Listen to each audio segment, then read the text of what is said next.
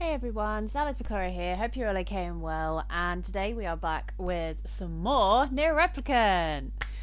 So we have already completed ending A for this game. Now we have the pleasure and opportunity to experience the game from Kaine's perspective. So for those that were watching previous streams or videos, depending on whether you're watching this on Twitch or YouTube, may have noticed that as the more we progressed through the story, Kaine would start acting or saying odd or strange things, such as sensing shades, being able to communicate with them, responding to them somehow, which obviously confused our other characters. So we're gonna dive back into the game and experience why that is a thing.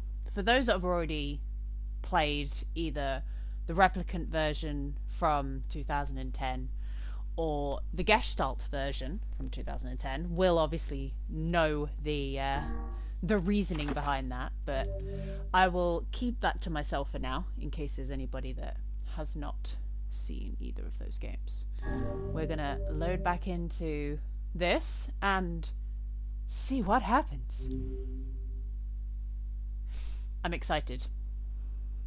I'm still very invested in this game, so there's quite a few things I want to do, but for now we'll just let this play out and see what the secrets really are. Whenever I interacted with Kaine, I was reminded about something from my past. Maybe my mind has been confusing her with my sister this whole time. Anyway...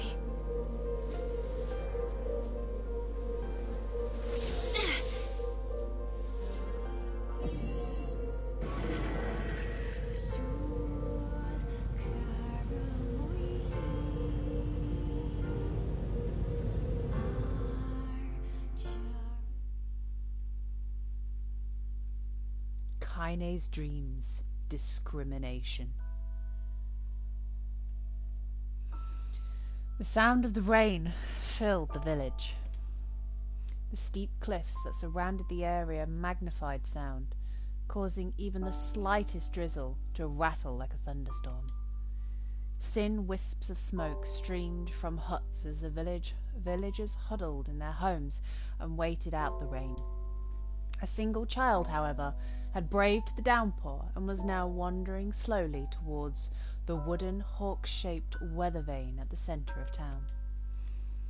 The wanderer reached the vane, which had existed for as long as any could remember, and stared. The child's face was simultaneously delicate and fierce, like a teacup that had survived a shipwreck. Those traits combined with pale white skin, to give the face an almost sexless quality. If the beak turns east, I go home. If it stays west, then I... The child blinked. Rain slowly dripped down the young one's short hair and began its long descent to the ground. Come on. Come on! The child felt a slight breeze and watched as the vein slowly creaked to life. Spinning this way and that for a moment, it finally settled with the beak pointing firmly toward the east. East? Really? Before the vein could move again, a jagged rock came spinning and tumbling through the air, striking home against the child's head. The force of the blow dropped the child to the ground as a hail of stones began to fall all around. Oh no, they found me. A heartbreaking smile crept across the child's face as the stones continued their assault. Through the rain, the sounds of multiple footsteps grew louder before a voice rang out. Yoo-hoo, Kaine! The voice belonged to Dimo, worst of all the bullies in the area, and the one with the stupidest fucking name. Come on, take the piss out of that name! Dimo? Ditto? Dummo? Dimo. What the fuck is Dimo for a name? Come on. As Kaine struggled to stand, a final stone came skittering through the mud and bounced against her foot. Blood oozed from the cut above her eye and blurred her vision, but she could make out the shapes of Dimo and his usual gang of idiots. The boy seemed taken aback a moment by Kaine's seemingly indifference to the blood dripping from her face, but quickly regained his bravado, 'cause he's an idiot. "What's up, freak? You like the rain? You like getting all wet, or did you finally decide to run away from home?" Though she knew it was futile, Kaine turned to leave. Before she could get more than a few steps, the other children scrambled to surround her, cruelty burning in their eyes.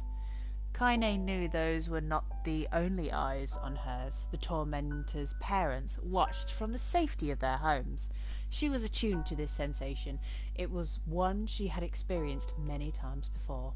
While some villagers simply turned a blind eye to the actions of the children, many encouraged it openly. In a society ruled by superstition and fear, Kaine was something to be hated, and if possible, destroyed. "I didn't say you could leave, freak." Dimmo's words chewed at her like a worm through an apple. "He can't hurt me," she lied to herself. "Be strong, be brave. He can't hurt me, he can't hurt me, he can't..." "Oh look, the little freak's gonna cry. What's wrong? Are you sad that everyone hates you and wants you dead?" Kaine prayed for the rain to flood down and carry her away from a world that seemed to have no place for her. But if there were gods, they chose to ignore her. As Dimmo crept ever closer, the clouds began to thin and the rain slowed. "Even the weather hates me. I'm useless, a failure. I wish Dimmo's rock had taken my head off." Kaine couldn't meet Dimmo's leering gaze. Ugh. She lowered her eyes and stared at the muddy ground below. The bully moved forward until he was inches away. She could smell the scent of old meat on his breath. Ugh. The boy grabbed Kaine's face with his thick fingers and yanked it upward. She tried to turn away, but he forced her gaze back and jammed his thumb against her eyelid to pry it open. "Show me." "No." "Did you just say no?" Dimmo grinned evilly. "You don't say no to me. No one says no to me." "What a arsehole!" Not even taking his attention from Kaine, he called to his cohorts. "Come on, guys. Let's give the freak what she deserves." As soon as Dimmo finished, kicks and blows began to rain down upon Kaine.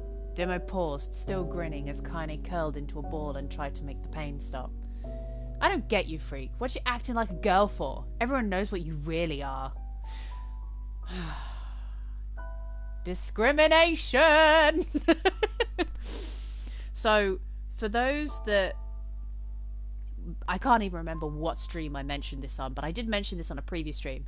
Kaine is an Aphrodite, so she is both genders.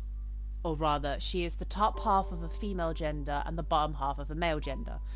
It's not really, like, smashed into your face. By the way, Kaine is an Aphrodite. They just mention it very subtly. But it's just very kind of...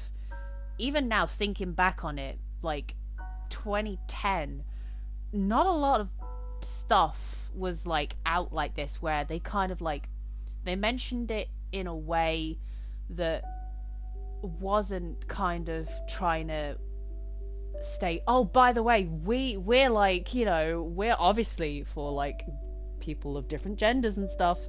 And with everything still going on, like, stuff was still very tiptoey around all these kind of things from what I remember. Most of my memories I kind of block out because, yay, school life sucked, woo! But I just remember like reading this and thinking, oh shit, like, there are people out there like this, but they just did it in such a good, subtle way. Anyway, enough of my drawling. Back to the story. Kaine ignored the question, choosing instead to stare at the weather vane. It continued to point east, as if supremely confident about the future it had chosen for her. Go home? Yeah, that's a funny joke for someone with dead parents and no home to go to. "Freak," chanted the children. "Freak, freak, freak!" Kaine closed her eyes and listened to the rain, waiting for the pain to start again. As the clutching hands of the village children closed around her, she bent her mind to the sound of the rain, letting it become her whole world entire. The rain fell, but the pain never came. Only when the laughter of her tormentors turned to terrified cries did she dare open a single blood-caked eye. Kaine was shocked to see Dimmo sprawled on the ground, holding his head and screaming in pain. She could see blood welling from the spaces in between his fat, twisted fingers. Oh my god, he's crying. He's actually crying. Deprived of their leader, the other children glanced back and forth between themselves, as if waiting for someone to step forward and take charge. When no savior emerged, they began an uneasily shuffle away from Kaine. But the young girl was the least of their concerns. Instead, their attention was wrapped on the ancient woman standing a few feet away. After struggling for breath for a moment, she finally spoke in a voice thick with rage.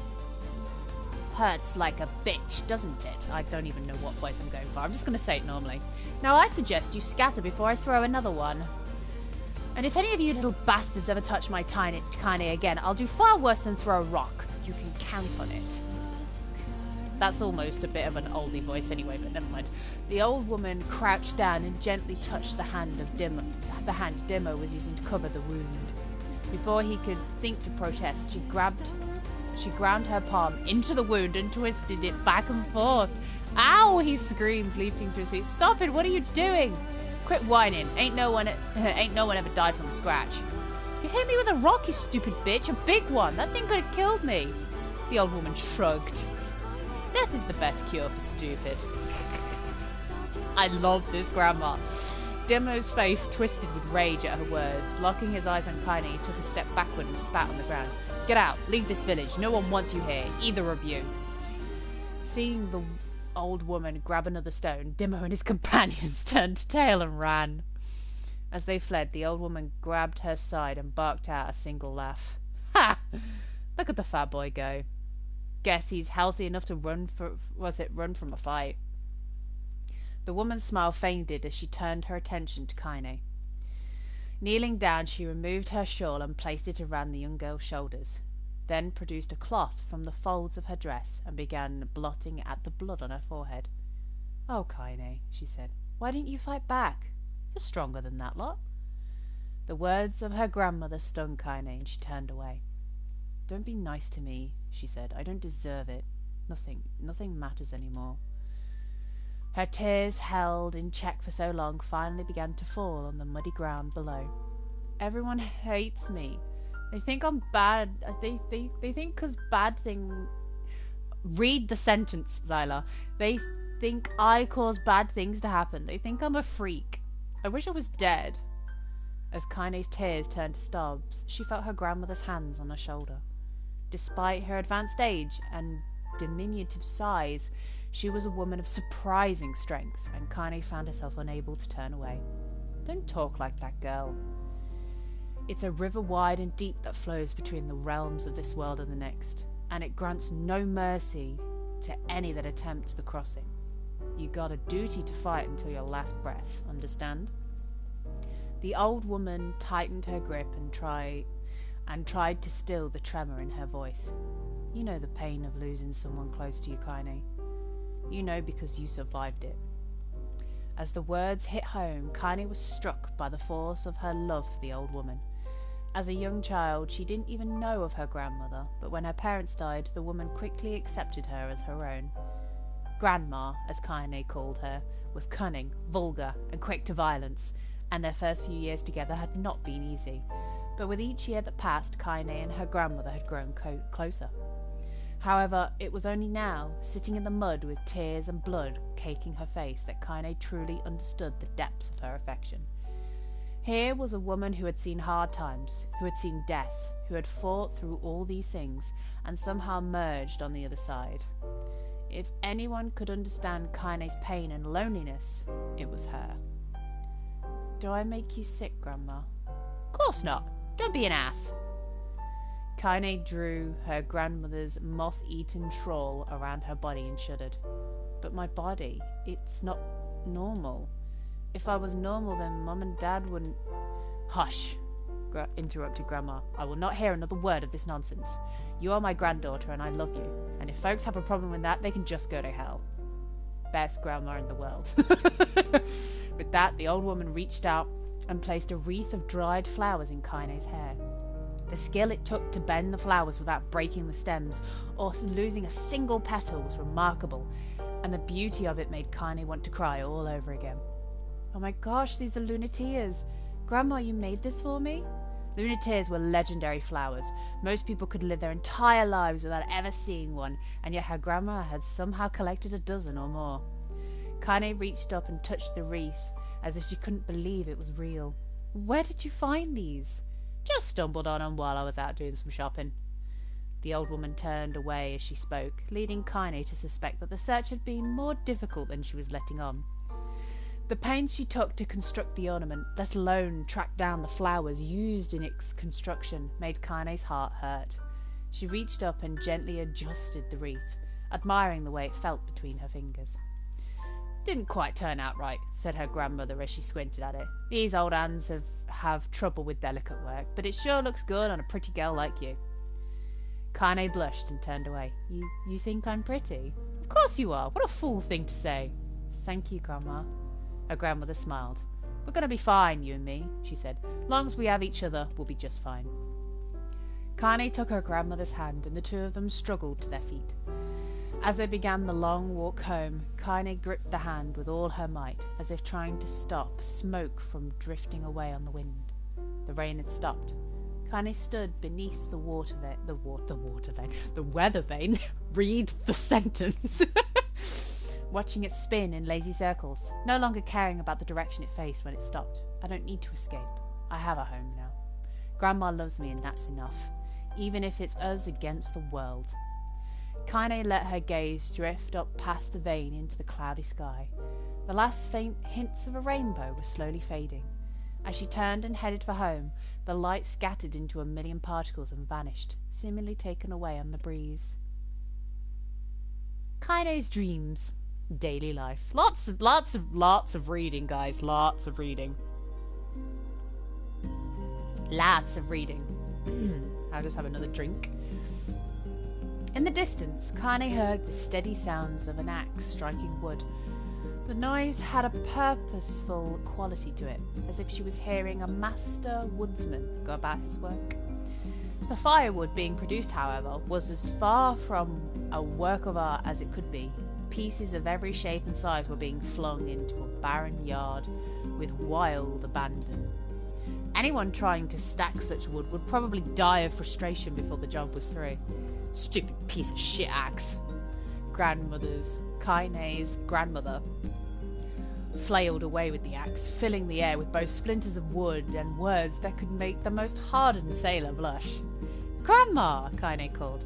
Hey you, Kaine, yelled the old woman, taking her eyes off the wood for a moment. Don't get too close or I might take your goddamn foot off by mistake. She brought the axe down on a piece of wood, sending chips flying in every direction. One spun past Kaine close enough for her to hear the whistle, at which point she decided to step back. Once she scuttled to a safe distance, she cupped her hands around her mouth and shouted, Grandma! Do you need help? I can get you water or lunch or a new axe or something? The axe, poised to strike another wobbly blow, paused in midair. The old woman considered her grandmother's offer for a moment, then smiled. Tell you what, since I'm doing such a piss-poor job of chopping, why don't you come here and take over so I can go get the water? Shades have been restless lately. I don't want you running into one of them bastards. Relinquishing the axe, her grandmother picked up a long pole with wooden buckets on either end. Gathering water was by far the most difficult of the two jobs, but Kaine knew better than to complain. Once Grandma's mind was set, there was no changing it. Kaine did her best to help with the chores, but Grandma took every task that required travel to the village. Though she had a long list of plausible excuses, Kaine knew the real reason. She didn't want her grandmother to be taunted and harassed by the villagers. Once Kaine moved in, Grandma decided to take up residence a good distance from the area. Out of sight, out of mind seemed to be the best policy when it came to the villagers and her granddaughter. And rare were the days when any but the two of them could be found on the rocky acre of land they called home. Kaine enjoyed the solitude, but harboured a secret resentment that her grandmother was forced to spend her golden years in such a place. After watching her grandmother leave, Kaine turned her attention to the task at hand. She had never chopped wood before in her life, and soon discovered why the old woman hated the chore. Swing after swing of the axe produced only a tiny crack in the wood, and when she finally managed to connect with a solid strike, the tool embedded itself into the log and refused to budge. Frustrated, Kaine swung the axe around her head and threw it, log and all, across the yard. Damn it! Damn it! Oh, crap! She suddenly understood the joy her grandmother felt in a good curse. Happier now, she picked up the axe, forced it from the wood and resumed chopping. She had a natural skill with a blade, but the task was challenging and blisters soon began to form on her small pink hands. This is tough, and my logs are all weird sizes. Spitting on her palms and ignoring the pain, Kaine redoubled her efforts. Just as she was developing a rhythm, Grandma returned from the village. Setting down her buckets with a small sigh, she took one look at the logs and coughed out a wheezy laugh. Pretty clumsy, girl. You better practice it. You better practice if you... Her grandmother suddenly collapsed to her knees, causing one of the buckets to wobble precariously. Eyes wide, Kaine dropped the axe and ran to her grandmother's side. Grandma! The old woman shook her head and pointed a trembling finger at the bucket. Get the bucket. Can't let it spill. Kaine steadied the bucket with a foot as she knelt by her grandmother. A small bit of water sloshed over the side and made a new home in the hem of her dress, but Kaine didn't notice. Grandma! Grandma, what's happening? Crazed with panic, she grabbed her grandmother by the shoulders and shook. After a moment, the woman lifted her arms and batted Kaine away. Stop that! Just stop! She cried, breathing heavily. It ain't like I'm dying. Just tired from the trip is all. Kaine desperately wanted to believe her, but one look at the woman's shaking hands and worn face told her more than words ever could. Her grandmother had lived a long, hard life, and it seemed the bill was finally coming due. The time when her grandmother watched over Kaine was ending. Sooner than either of them had feared, the positions would be reversed. The next morning, Kaine came to the side of her grandmother's bed and took her wrinkled hand. Grandma, you're sick and you need medicine. I'm going to the village. The old woman shook her head and tried to rise, but Kaine gently pushed her down. It's all right, she said. I'll be fine. Her grandmother fixed her with a gaze that could melt steel. After what seemed an eternity, she finally lowered her eyes and sighed. Well, I don't like it, goddammit, but I guess I should...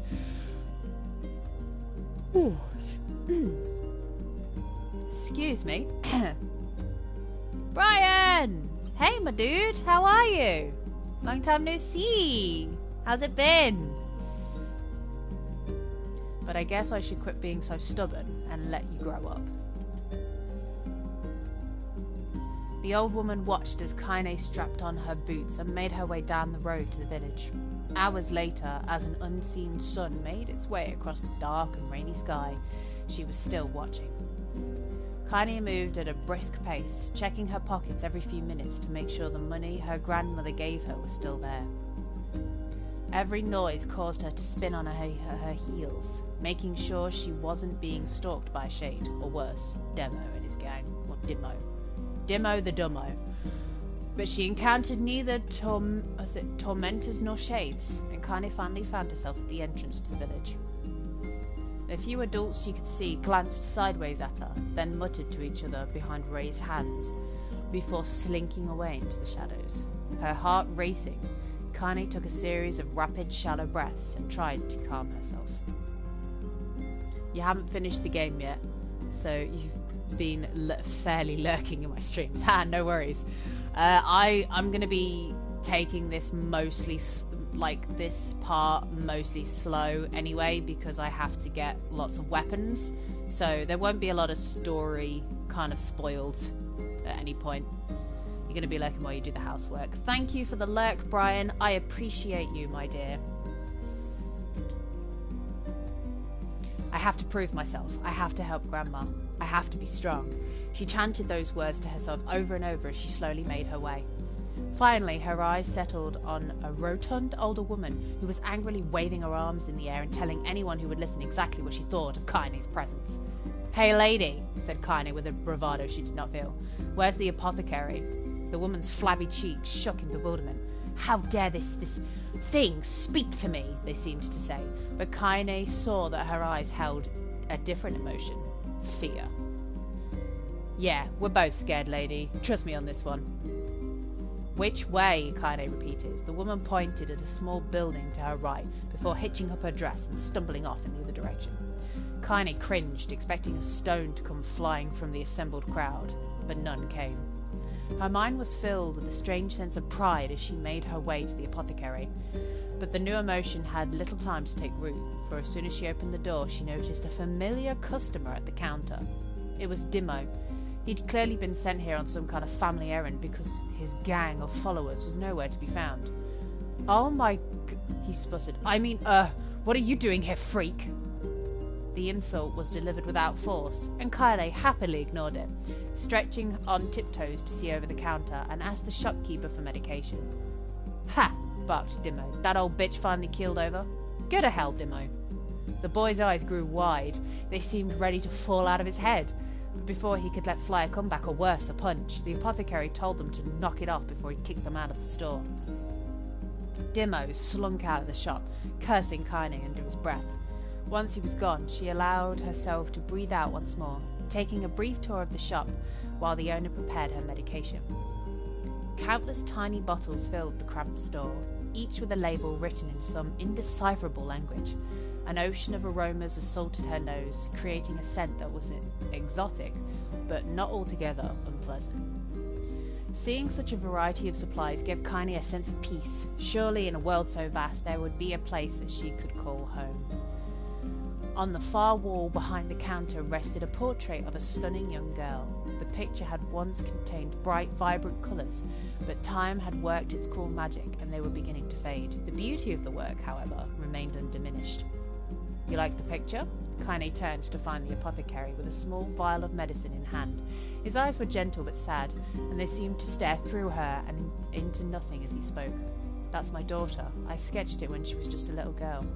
She's been dead for a long time now.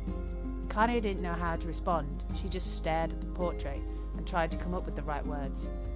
Pictures are wonderful things, continued the shopkeeper. They let the ones closest to you live on forever. He shook his head slightly, then looked down at Kaine and smiled. Handing her the medicine, he reached into his sizable green apron and produced a handful of old wax crayons. You should have these. There's no one left that I wish to draw. Kaine took an instinctive step back, causing the shopkeeper's face to darken. Yes, I've heard the rumours about you, he said. It's a small village and word travels quickly. Between you and me, I'm not sure which of them to believe, but I also don't think they matter much. I know your grandmother, Callie, and I think the way she was driven out of this town is just deplorable. Grandmother's name is Callie? Thought Kaine suddenly. She was still mulling this new fact over in her mind as she reached out and gently took the crayons from the apothecary's hands. Your grandmother is an old friend of mine, he says as Kaine scooted away yet again, and I owe her much. I wager she would like it if you drew a picture of her. Yes, I think she would like that very much. Kaine murmured a quiet agreement, but inside her heart was bursting. Never before had a villager treated her with anything but complete contempt. It was a tiny, almost imperceptible step, but it was a step nonetheless. And with enough tiny steps, she might one day discover the rest of the world. When Kaine returned home, she found her grandmother asleep in her bed. Her feet were blackened and raw, even bleeding a bit in most places, leading Kaine to think she might have been pacing around the room until exhaustion finally caught up with her. She placed the medicine by her grandmother's pillow and turned to leave, but found the old woman's hand clasped on her arm. Back already, are you? Asked Grandma with a yawn. Come here, let me have a look at you. Grandma sat up and examined Kaine from head to toe, finally satisfied that nothing terrible had befallen her grandchild. She leaned back and allowed herself to relax. Well, how was it? Those bastards give you any trouble? It was kind of fun, said Kaine with a small smile. No, seriously it was. Fun, eh? Asked her grandmother in a voice which implied she believed anything but. Uh-huh. So any time you need me to run an errand, just let me know. As she spoke, Kaine removed the crayons from a pocket. After a brief explanation of their source, she informed her grandmother that she was going to sketch her portrait. A portrait of me? Ridiculous. No one wants to stare at a wrinkled old crone. But grandmother, it'll make you live forever. Horse shit. said her grandmother, throwing back the sheets from her bed. Living forever would just piss me off. Now put those crayons away and help with dinner. But Kaine would not relent, and in the end, grandmother found herself leaning against the wall of their house, as if posing for a master artist. Kaine took up the crayons, eyed her subject carefully, and set to work. Just as her grandmother was about to nod off, Kaine finished the piece. After staring at it for a bit, she released it from her grip and let it slowly drift to the floor. It's terrible. It doesn't look like you at all. I'm sorry, Grandma. I thought these crayons would, you know, make drawing easy or something. The old woman's eyes narrowed at her granddaughter's disappointment. Let me be the judge of that, she said, ignoring the pain in her back and reaching for the paper. The sketch could have been a person's face. It could also have been a boulder, a lump of clay, or an incredibly misshapen loaf of bread, all rendered in a chaotic array of colours. The old woman stared at the picture for a long time, then slowly wheezed out a laugh. "Oh, Kaine," she said between the laughter, "you truly are my blood. You're as clumsy as me and I love it. But hush, I won't hear any more bull about how ugly you think this is. It came from the heart, and I'll treasure it always." True to her words, the old woman gave the picture a place of honour above the kitchen table. In the days that followed, Kaine would often catch her staring at the portrait with a strange smile on her face, an action she interpreted as silent, mocking laughter. A week later, Kaine could stand it no longer and asked grandmother to take the artwork down. "Posh," said the old woman. "I'll take it down when they roll me in my shroud." She pondered this for a bit, then turned to Kaine and dropped to one knee. "Listen to me, girl. Seeing this picture makes me happy in a way I've never felt before, and it makes me want to go on, so that someday you can feel the same happiness."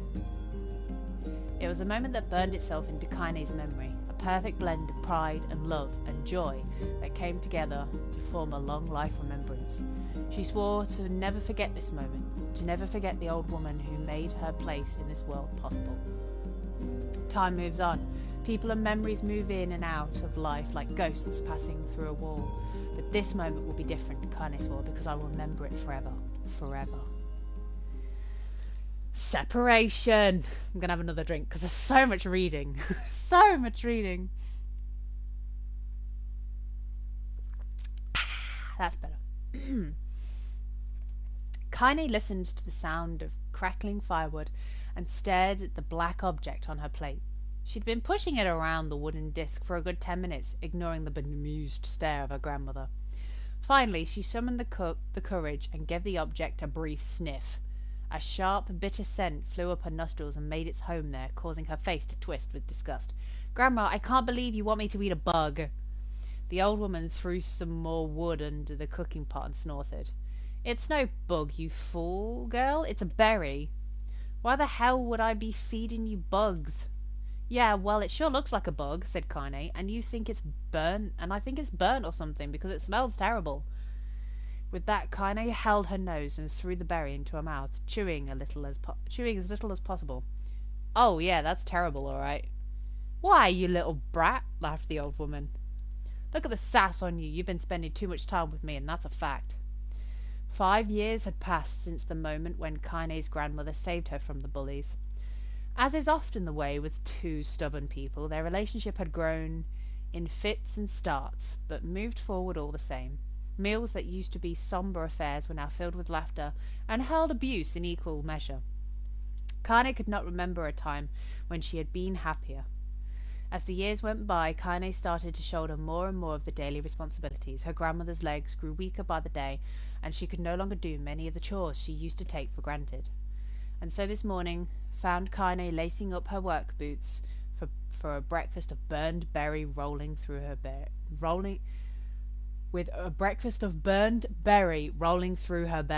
Wow, that is a sentence you don't want to say fast because you will go. "Where are you going today?" asked Grandma suddenly. Kaine looked up surprised. The old woman rarely asked for specifics anymore. "Well, I was going to check out the kelma trees and see if they were ripe. I thought we could make some jam or something. Oh, I'm going to pick up some flagstones, so I need to take the wheelbarrow." "Flagstones? What in hell for?" Kaine stared at her grandmother, then held out an arm and swept it around their home. Constructed mostly out of cloth, rope, and rubble, the old place sagged like a boxer in the final round. Grandma, a dying cat could chew through this house. I'm going to build a stone wall so we have some protection.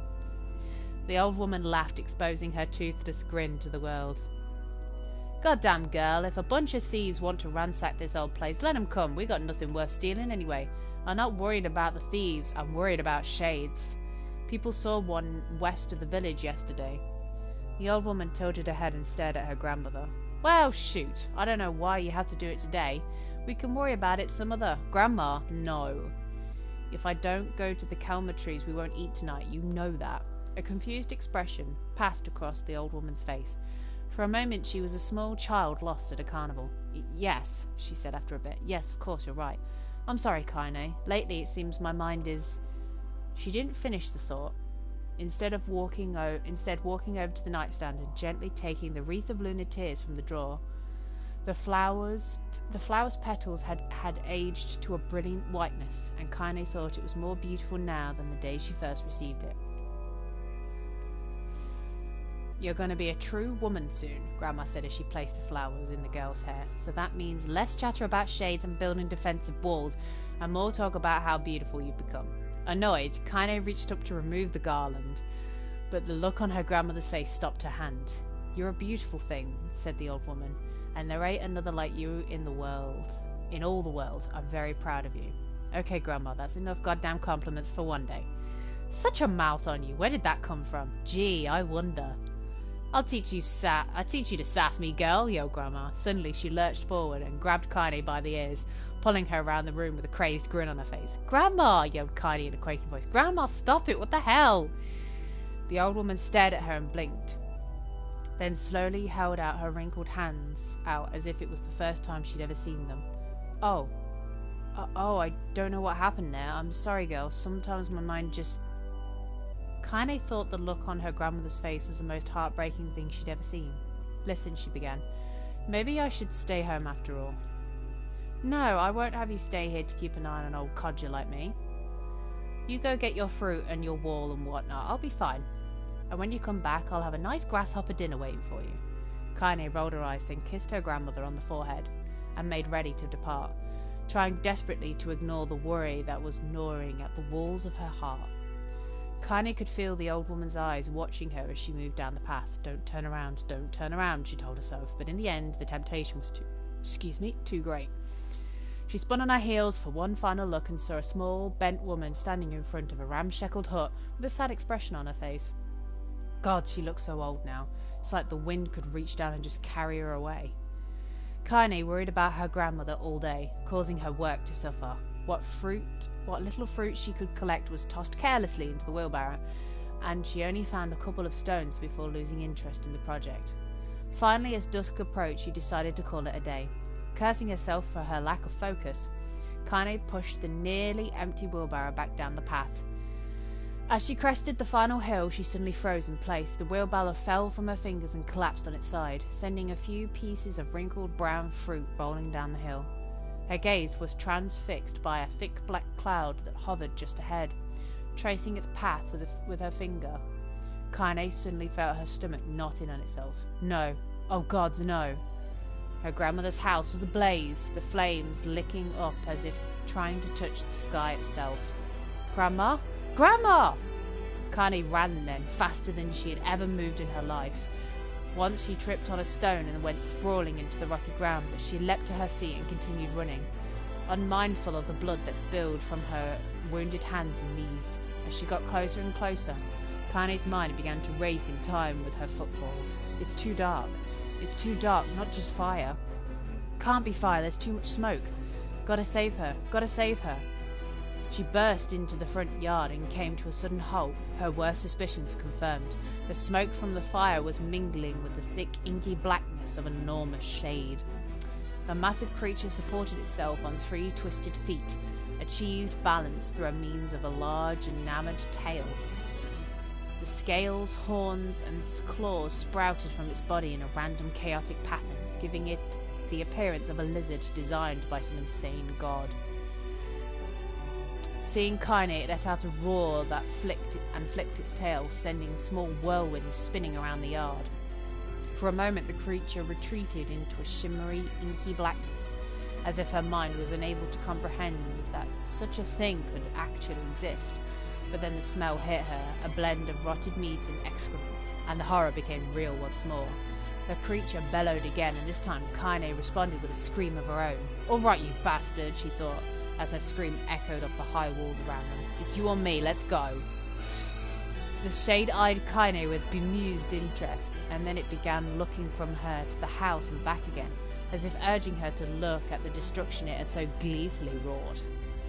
With dread building in her heart, Kaine glanced toward the house. Through the smoke and flames she spotted a small figure struggling to escape the ruins. "Grandma!" At the sound of her voice, the old woman began waving frantically. "She's alive," thought Kaine. "Alive!" Kaine's legs sprang to life as she raced across the yard towards the flaming wreckage of the house. Before she could advance more than a few steps, the shade opened its mouth and let out a powerful roar enough to uproot the trees and send them flying. The blast sent Kaine tumbling through the air before smashing her against the rocky earth. Stars danced in front of her as she tried to remember how her legs worked. Get up! Get up! Get up, get up, get up, get up, get up, get up now! As Kaine struggled to her feet, the shade stomped towards the house and pinned her grandmother to the ground with the tip of a claw. The old woman struggled to move the claw from her stomach, but she might as well have been pushing a mountain. She coughed briefly, sending a small splay of blood into the air, then collapsed to the ground, her energy spent. Kaine lurched to her feet, only to fall back to the earth with a gasp. Her ankles were on fire. One or both of them was surely broken. Ignoring the pain that screamed through her body, she began dragging herself across the ground, leaving a drunken trail of dust and blood in her wake. "Grandma, hold on, just a little longer." Her grandmother's face was turning blue, her eyes rolling back until only the whites of her eyes were exposed. Kaine pulled herself across the ground with maddening slowness, the distance seeming to increase with every second that passed. The shade glanced between the two of them and flicked out its tongue, its giant mouth turning up at the corners. Short, panting breaths belched from somewhere deep inside its core. "Bastards laughing at us!" She had no idea how much a mindless creature could experience emotion, but there was no doubt the shade was taking joy in their suffering. "Yeah, I see your plan." The shade moved its claws, allowing Grandma to breathe again. It was clearly keeping her alive, only to snuff out her life when Kaine was close enough to touch her. "I'm gonna kill this bastard." Summoning all her strength, Kaine rose to her feet. There was a sickening snap from her right ankle as her foot twisted backwards. Ugh! But she forced it from her mind and began to hobble towards the monster. I was so put off by the whole description of her broken ankle that it made me lose place. Pulling a small knife from her pouch at her wrist, she leapt on the foot that pinned her grandmother and plunged the weapon deep. "Give her back!" she screamed. "Give her back to me!" I can't scream, unfortunately, guys, so I won't be able to do that. It was like a stabbing a rock. After a few swipes, the knife broke at the hilt with a dull snap. The shade panted laughter again, then raised its tail and sent it rushing through the air towards the young girl that was latched onto its foot. Kaine never had a chance. The tail struck her square in the chest and sent her crashing into the burning wreckage of the home. As she lay on the ground, with blood pouring from multiple wounds, a small weak voice broke up. "Kaine?" Kaine's vision blurred, but she forced herself to focus on the sound. Finally, her eyes cleared enough for her to make out her grandmother's hand reaching out to her through the smoke. "Grandma!" "Kaine, you gotta run. You can't best this one." Kaine grabbed the hands and held on with all her strength. "Grandma, come on, we have to go." The old woman coughed loudly. One of her hands, slick with blood, slipped from Kaine's grasp and thumped to the ground below. "Grandma, no. No!" "I said run, goddammit. You have to live. You have to get through." The thought would stay forever unfinished. Before she could say another word, the shade's clawed foot descended, smashing through the remains of the house and down upon the shattered figure of the old woman. That's brutal. Blood oozed from the gaps in the creature's toes as the terrible putrid smell assaulted Kaine's nose once again. She stared at the foot, dumbfounded, convinced that what she was seeing could not possibly be real. When the creature finally lifted its appendage, all that remained underneath was a twisted, unrecognizable mass of rubble and red. Her grandmother was gone. Kaine blinked, trying to feel the hands which had been in hers just a moment before. For a fleeting instant she could remember the warmth of that embrace, the trembling of the fingers, but then the sensation drifted away on the breeze and was gone. Memories flashed through Kaine's mind, one after the other, faster and faster, until they became a meaningless jangle of noise. Kaine screamed then, a thunderous sound that echoed off the cliffs and seemed to roll away forever. The shade eased forwards, black inca pouring from its mouth and dissolving into smoke on the ground below. The earth shook with every step as it crept towards its prey. There's so much reading, I need another drink. Sorry, guys. So much reading. Kaine's body slowly rose as if controlled by a mad puppet master. Her arms and legs were bent at impossible angles. Her head lolled dangerously to the side, yet somehow she managed to stand. Staring at the shade, her eyes began to glow with a deep red fire. The creature, so confident just moments before, took a slow, hesitant step backwards.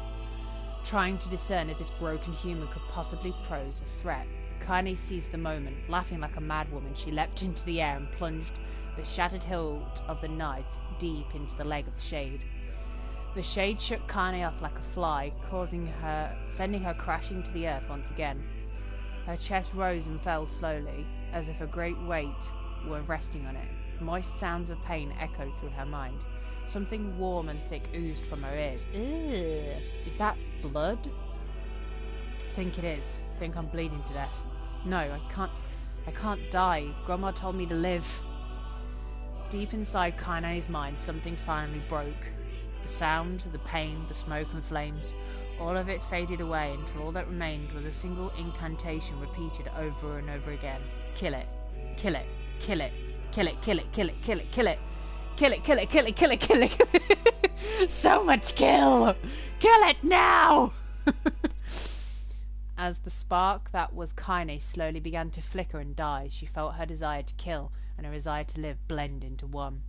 The distance between heartbeats grew longer, and longer, and longer.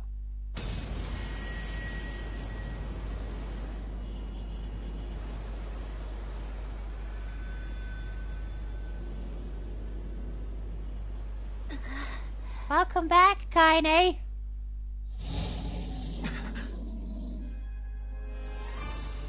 The beast approaches. Oh, I know.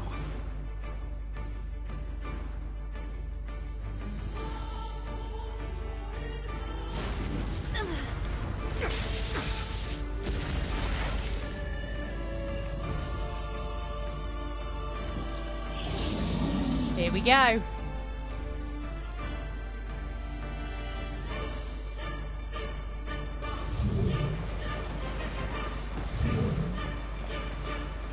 Come on, camera, keep up with me.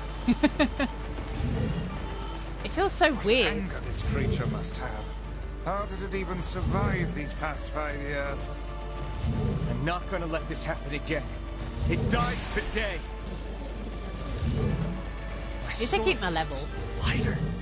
It's not the blade, but the skill of the user. Strike it down.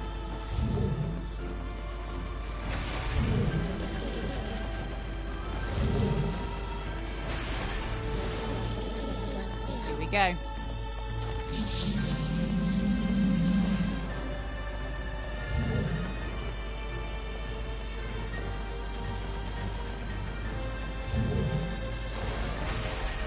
Nope.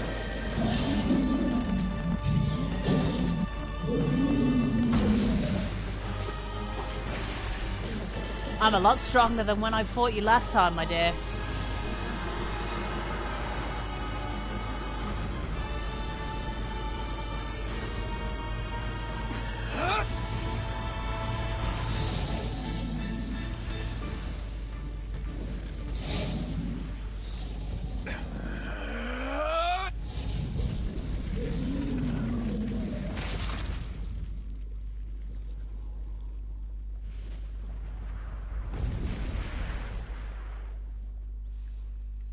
Goddamn thing.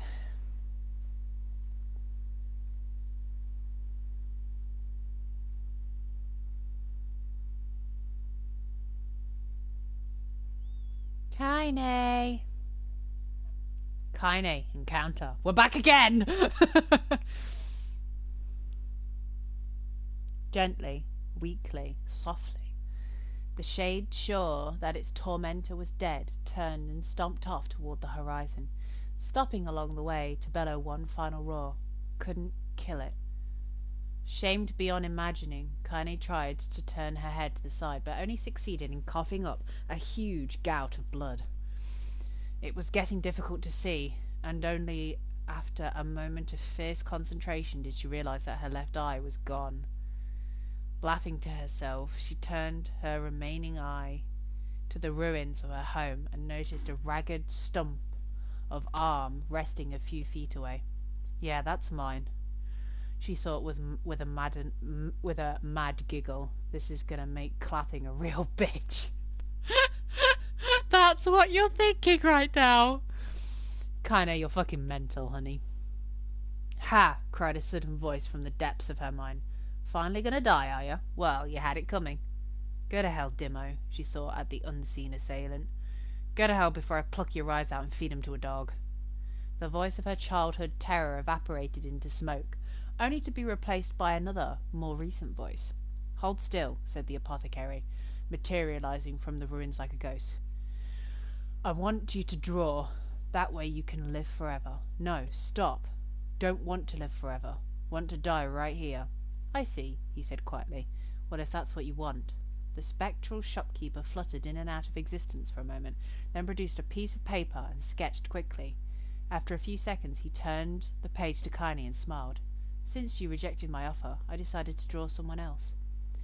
It was a picture of her grandmother, real as life. Kaine opened her mouth to thank the man, but stopped as the picture began to blacken in the middle. Before she could say anything, dozens of multi-legged insects began to swarm across the image, tearing at it with sharpened pincers. No, stop! Don't hurt that picture! Kaine reached out with her remaining arm and waved futilely at the air. To her surprise, the insects fell off the picture and fell to the ground, where they vanished into tiny black tendrils of smoke.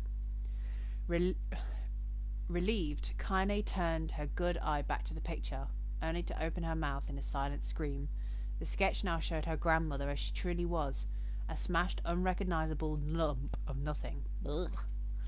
The apothecary smiled, then broke into a jolly dance. See that? He cried as he danced his jig. It's perfect now. She looks just like you. Ha ha ha, cha-cha-cha. I look like that? Oh God, I'm gonna die. I'm gonna die. Drowning in despair, Kaine laid her head back in the mud and smoke of her ruined house and waited for the end to come. Just before she let everything go, an unfamiliar voice began whispering in her ear. Ain't you got a wish, sunshine? The voice was vulgar and fierce at the same time, as if insanity had somehow found a way to take form. Kaine wanted to scream at the voice, as the voice crawled under her skin, but her lungs refused to work. You know, a wish, like a prayer or something? Or something? Why don't you get on your knees and start praying to heaven? Please, invisible man in the sky, save me! Save me! Kaine finally resorted to shouting at the voice with her mind. Don't make wishes. They don't come true for me. I'm a curse, a freak. I should be left to die. The other voice boomed in her ears. Oh God, you are the best. Kaine glanced down and saw a black shiny substance oozing from her legs. She tried to brush it away, but her remaining arm would no longer respond. The substance slowly crept around her feet and then began moving up towards the rest of her body. Is this death? Is this what it's like? Or is my mind just losing itself? She could feel the slime oozing upward, feel the hot, searing pain it left in its wake. Whatever else might be happening, she was still alive, as this was real. Come on, said the voice. Let it go. Kaine tried to ignore the voice and concentrate on the pain, but the newcomer would have none of it. Don't ignore me, sunshine. You ready to give up? Ready to die? So why not let me have it? Have what? Your body. Come on, give it to me. Give it to me. I want to stand on the ground, feel the rain, taste the wind. The voice paused as if licking its lips. When it resumed, it was filled with mad, unabated joy.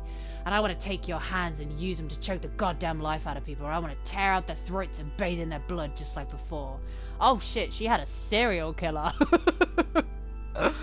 Oh! In response, Kaine shifted her head and vomited. The warmth of it crept down her throat and mingled with the pain of the encroaching black ooze. Are you a shade? Yeah, maybe. What of it? The slime reached her face and crept up past her nose and slowly oozed into the sockets of her missing eye. No! The moment it touched her brain, Kaine was struck by the most powerful sensation she'd ever felt in her life. It was like ecstasy. She wanted to scream with delight, but all she could manage was a small, whispered moan. Feels good, doesn't it? Asked the voice with a chuckle. Yeah, what can I say? I know how to please the ladies. Oh my god. Now give me that body. Come on, give me the body. I'll give you more of this feeling. It's a fair trade. A black lump began to protrude from Kaine's side. As she watched, it grew longer and thicker, eventually taking the form of her missing arm. I can see better, she thought. My eye must be growing back too. The slime reached up to envelop the rest of her face, but she managed to brush it away. Stop, she whispered, marvelling at how she regained her voice. Stop! The black ooze hesitated, as if considering this request, then quickly shimmered down her body before disappearing into a black smoke. Ah, what the hell, Sunshine? Screamed the voice. We had a deal. I thought you wanted to die. Grandma said can't die yet. A brief image of her grandmother, bloodied and broken, flashed before her eyes. She saw the shade that had killed her and heard its mocking laughter, then closed her eyes and forced the image from her mind. Her whole body was quaking with rage. When she opened her eyes again, they burned bread right. That thing took my grandmother. I have to kill it before I die. Kaine glanced down and saw a mysterious pattern. The pattern of the shade burned itself into her left arm. Well, I'll be damned, the voice said cheerily. Look at that, Sunshine. I think you and me are going to be good friends now. Kaine stared intently at her arm. The more emotional she felt, the more the letters seemed ready to puncture her skin and begin infecting the rest of her body. The arm clearly had a will of its own now. Stop.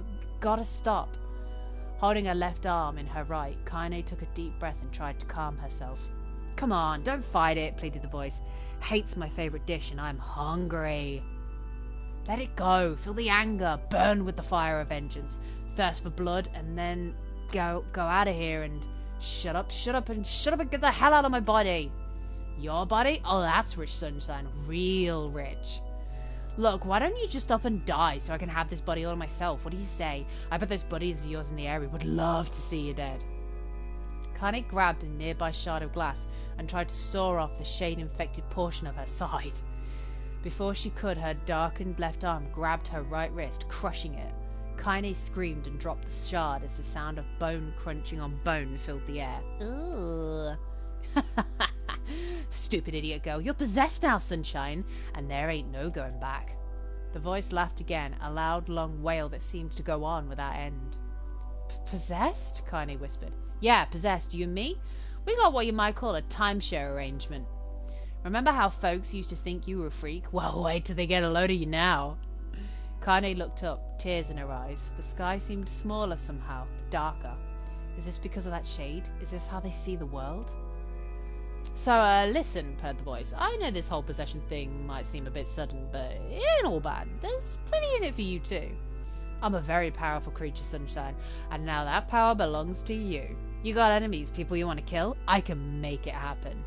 That little fat kid who kept picking on you, that big old shade that squashed your granny, well, we'll wrap 'em up. We'll wrap 'em up in their own assholes. She has had terrible mentors. Her grandma was an exception because although she swore like a trooper, she was still a lovely person. But this guy is not a good mentor. No more abuse for you, Sunshine. No more pain. Wait, you're a shade. Why would you help me kill another shade? What do you think? I'm some kind of racist? Some killing snob? I don't give a good goddamn who you murder, honey pants. I just want to drink from the well. Kaine considered this as she struggled to her feet, the power of the shade coursing through her. The smoke from her house drifted away with the wind, and she enjoyed the way the cool evening breeze felt on her new left arm. After a long pause, the voice spoke up again. So, how about it? You and me? We could have some good times together. Look, I'll even take care of the bloody part if you don't want... Fuck off, asshole, Kaine muttered. I'll handle the killing. Screamed the voice. Look at you go. Oh, sunshine. We're gonna have so much fun. So, listen, my name's Chiran. If you ever need me, I'll just be hanging out in this piece of meat you call a heart. Now get to it. The more you kill, the more your heart turns rotten and sour, and I like rotten and sour. Kaine found herself nodding at the voice. Yeah, she said. Yeah, I think this can work. I'm gonna find that shade and I'm gonna strangle it with its own guts. And when I'm done, I'm gonna do the same to you, Chiran. Count on it. I've shit bigger than you, so good luck with that. Oh, and hey, one more thing. Right now, you and me are sharing this body, but if you ever run out of hate, if you ever, you know, go soft, then I'm gonna take over everything. So keep on killing, sunshine, and watch your back. The voice grew fainter and gradually faded away, fading to somewhere deep inside of Kaine herself. Kaine waited until she was sure the voice was gone, then waved her new left arm around a few times. Feels perfectly normal, she thought. It feels like mine. Desperately, she began poking and prodding at the new limb, determined to find something wrong with it. She didn't want it to feel normal. That would mean the creature inside of her had already won. I'm not a shade, I am Kaine. Repeating this mantra in her mind, she slowly began digging through the rubble of her house, being careful to ignore a certain red, stained spot in the corner. Finally, after what seemed like an eternity of heartbreaking work, she found what she was looking for. It was a wreath of lunar tears. Though it had been through hell and back, the garland petals were as bright as ever. Kaine started to place it in her hair, then slowly lowered the wreath and stared at it. I'm sorry, Grandma. I'm so sorry. But I don't deserve to wear this anymore. I'm possessed, corrupted, a freak. And this time, I don't think there's any going back. Holding the flowers to her heart, Kaine fell to the ground and sobbed. As night gradually lightened to dawn and the people of the area rose to their daily lives, she remained in that position, and as if tears could somehow wash away the horror that now infected her world. Alive! Stay alive! Stay alive! Grandma. Wakey, wakey, sunshine! Kaine, you gotta live! You gotta come back to us!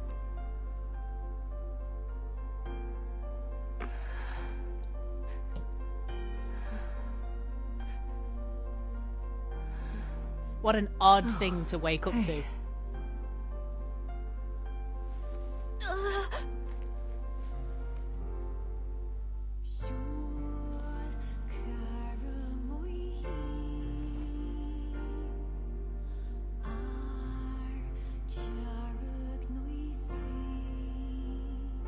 Emil, you were the one calling me, weren't you?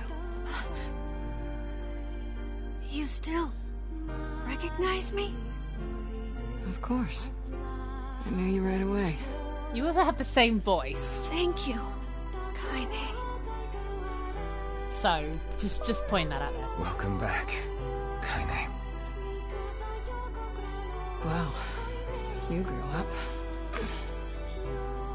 So, how long has it been? 5 years.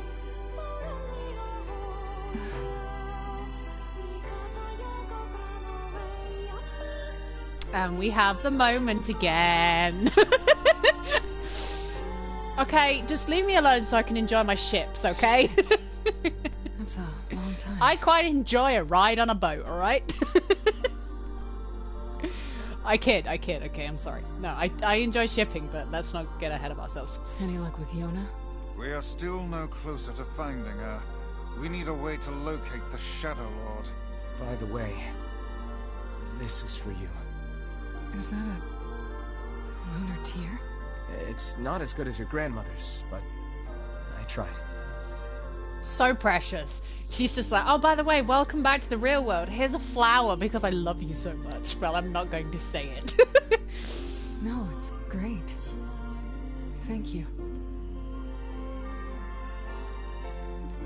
And then she wears it because obviously she likes you too. No, okay, stop Kaine, it. waking from her long, petrified sleep. Ah! Emil's unflagging kindness. Our reunion was a happy one. We let it wash over us like rain. So now for the most part, That is, until Devila and Popola had to go and ruin it all. the story will remain relatively the same. Are you kidding me? You can't be serious. There will be stuff that when we get back to certain scenes from before are going to suddenly make a lot more sense, because now that we understand that Kaine is we obviously know Kaine is possessed by a shade anyway, but this is from, as we say, from her perspective. So she can hear shades, is basically what we've just been told. So we are going to be hearing shades from now on. And that kind of drastically, especially when I played this the first time round, that kind of just made my mind explode, because I was obviously going around killing all these shades, going, these freaking monsters are everywhere and they're killing people, and they took my, I was playing Gestalt, so I was like, they took my daughter and they're just killing everyone. And then when you play it again, you're like, oh shit, with the knowledge of the ending from the first time around, that, oh, by the way, all the people are shades. And I'm like, okay, but they're monsters now, right? And then when you go back to Kaine's thing, you're like, oh no, they're still people, they just look weird now. Oh no. Please try to understand. So yeah, that's what we're going to be getting into from now on. So People are tired and scared, and I'm sorry. I'm sorry you have to bear the brunt of that. This is crap, and you know it. It's okay. We can sleep outside. No one's sleeping outside. You and Kaine saved this village, and now they want to run you out? People are afraid of us. And really, I understand. I mean, look at me. As long as you're still with us, I can deal with it. Right, Kaine? I'm used to sleeping outside. But We'll see you later. Sorry about this.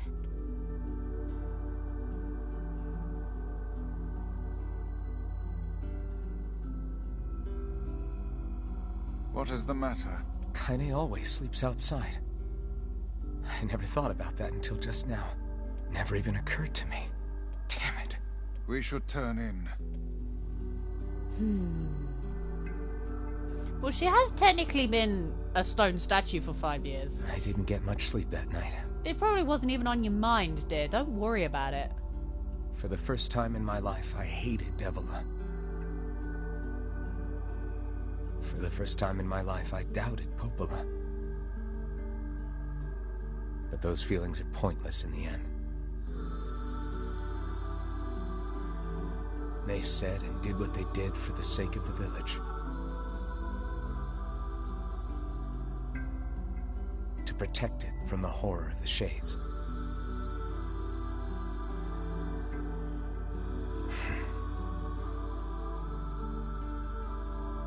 Really, how can I blame Devila and Popola? In the end, I'm just as bad. Because I never once stopped to think about Kaine and Emil's situation myself. Repose sounds so peaceful now with, like, the update to it. Like, really peaceful. Like, I could go to sleep to that shit. It's like a fucking lullaby now. It's so good. It's so good.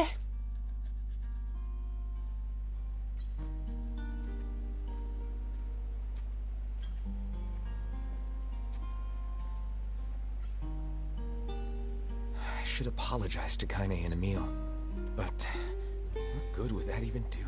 I got a fire going, Kaine. Wait, is that... Campfires are weird. I don't remember this scene. What the fuck is this? I feel like I could stare at the flames. I'm so happy to get to talk to you again, Kaine. I'm not sure if I just forgot about this scene from the first game or whether this is new, but I do not remember this. Yeah, me too. I tried everything I could think of to save you, you know. I polished you with a special cloth. I poured warm water over you. Wait, you poured water on me? Yeah, but it didn't really do much except make you all shiny. Hey, Emil.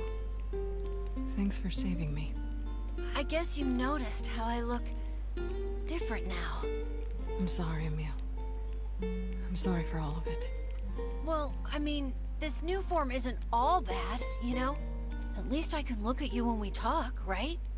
Hey, so why don't you tell me something about yourself? I'm not very interesting. Sorry. Come on, I just want to know you better. Please? Please? Fine. This all happened when I was a kid. Before the whole shade possession thing. My body is different. And when the villagers found out about it, they started treating me like a freak. I don't remember this at all. I think this is new. But one person, my grandmother, accepted me just as I was. No matter how bad things got. She gave me the strength to keep going. She's really special to you, huh? Yeah. Oh, hey! That gives me an idea. Since we cured your petrification, we should start looking for a way to cure your possession in my body. I know we can do it if we all work together. Heck, it'll probably be super easy. Let me guess. More warm water? Okay. Can we just forget I told you about that? That's adorable. That's absolutely precious. Oh, you watched that. Oh.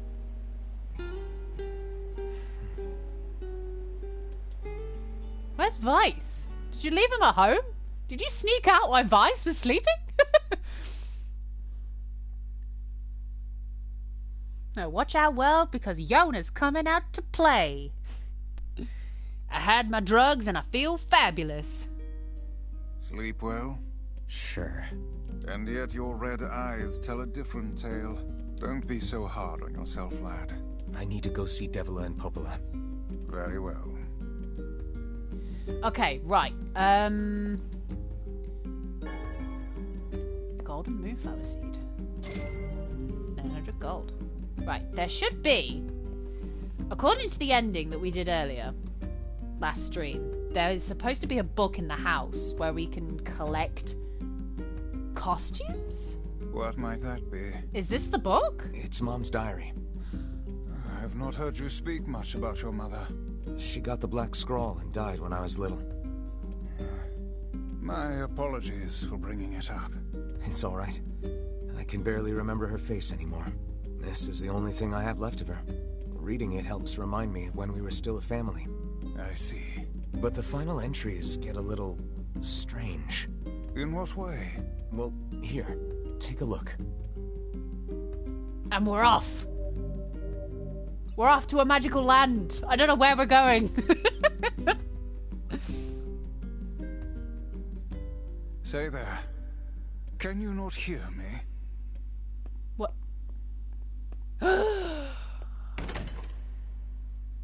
Papa Vice! Why are you standing about like a slack-jawed ninny? Sorry. Felt like I was dreaming or something. Oh my Sleeping god! on one's feet is quite the talent indeed. Come now. There's the door. Right. Let's go. It's Papa Near! Look at the man himself. Oh my god. It's Papa Near. It's been so long, dude. It's been like 7 years. Are you okay? I've missed your deep brooding voice. Beyond this point, you will be unable to save until the battle is over. Do you want to go through the door? I mean, yeah, fuck it, I guess. I think we're strong enough. Yeah, let's do it. Yeah, let's do it.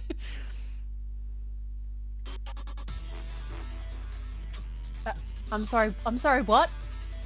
This is the world of the recycled vessel created. Excuse me!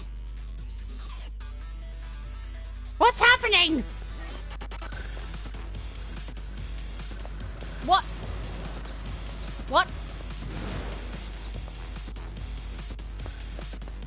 I mean, I'm into the music, but what's happening?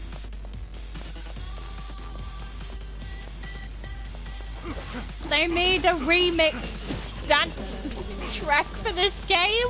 What? What?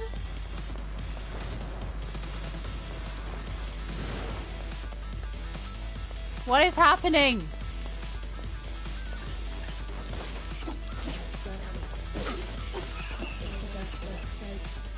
What is happening? I have no words to describe what is happening right now. I don't even know what to say. I'm just gonna shut up and enjoy the music.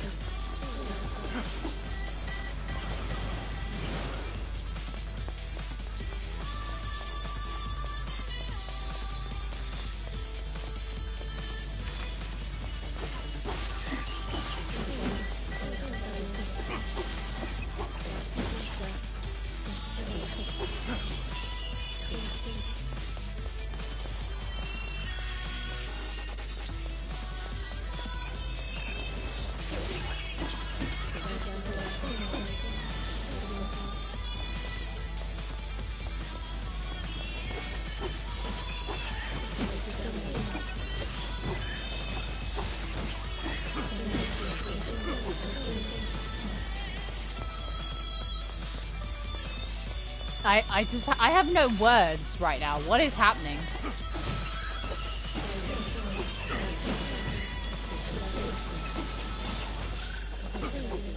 Boss?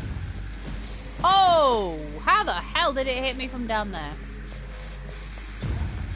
Oh!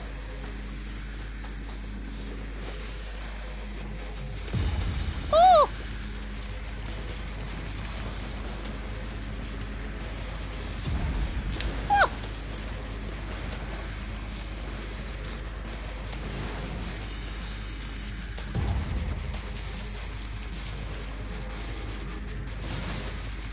Oh, it's not very strong.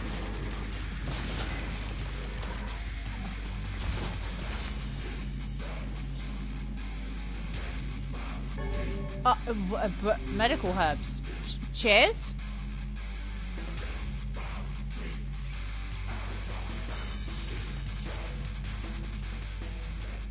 The Black Scroll, a lost destiny, a white book, a false truth. Wait, now we're at the manor. What?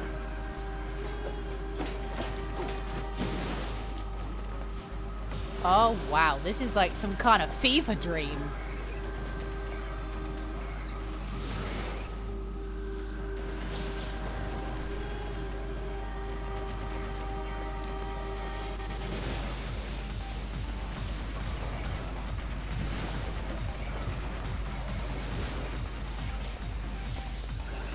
The music is epic.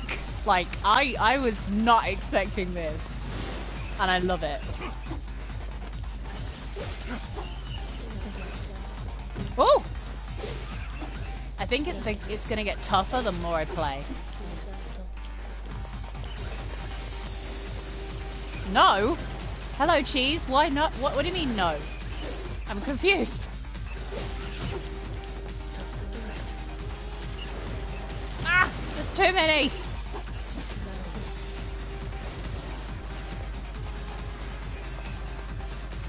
Just no. Oh, okay. Right, okay. Oh, no.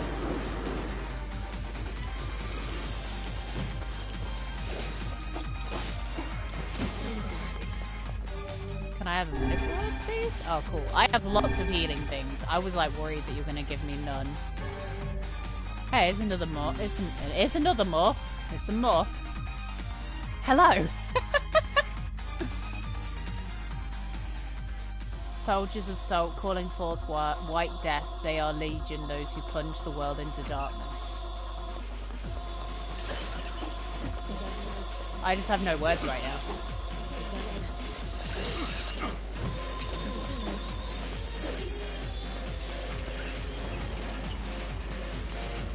I feel like I'm in fever dream with disco music right now. They just left a DJ to decide what the music should sound like.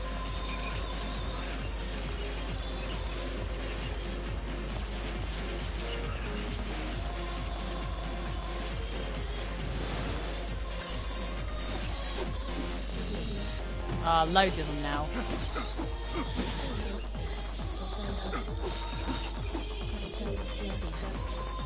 Wait, where's the other? There's another one. Oh, there it is. God, I'm just dancing around everything. Oh, they're teleporting.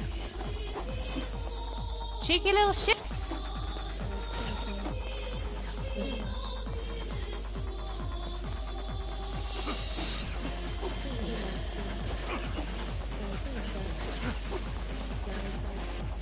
Stop teleporting!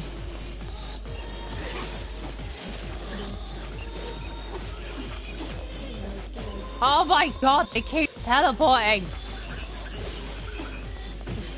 Ow!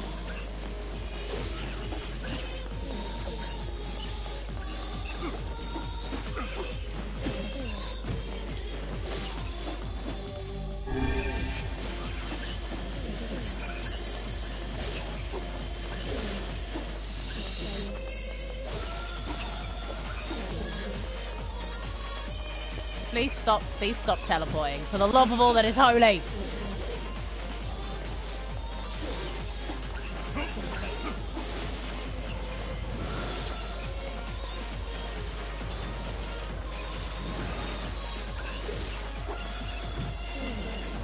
This is really annoying.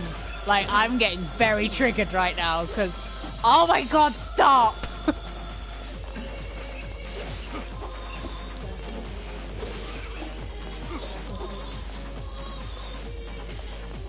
There's nothing to do.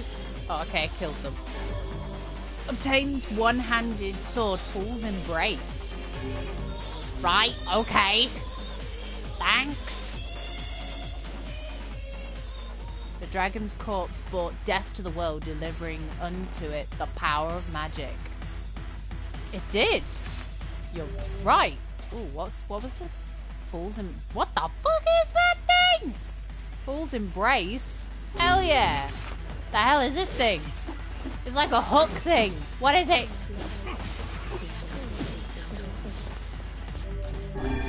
Probably want to heal. You missed Carl so much. I know, but he's still not well. It's just... It's just a shame. He's just not well enough to... He will eventually come back, but he's... Oh my god!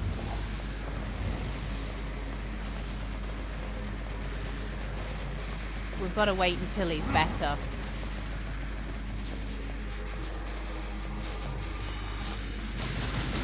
We don't want him to come back and, you know, not feel well enough to be at his best.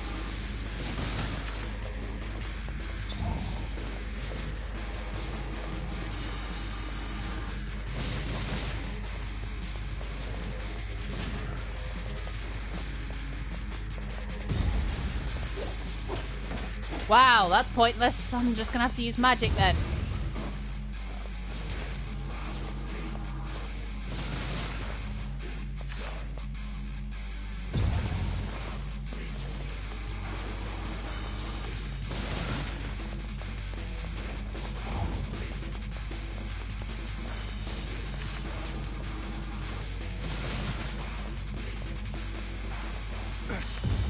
Oh.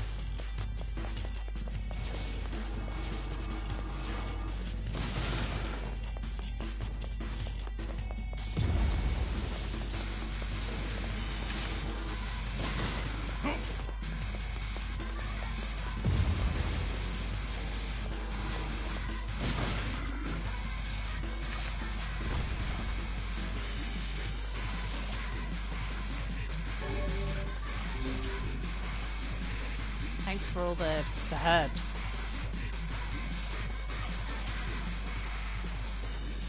The black sickness stains the future. They journey to return to soulless vessels. Oh, now I'm in a two... Okay.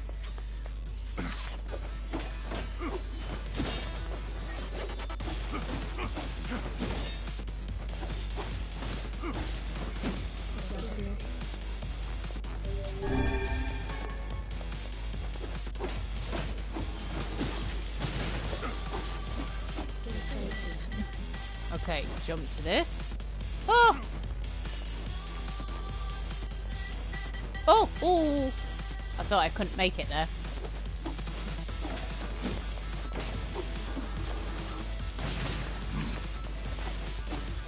I keep forgetting about the insta-kill. Ah!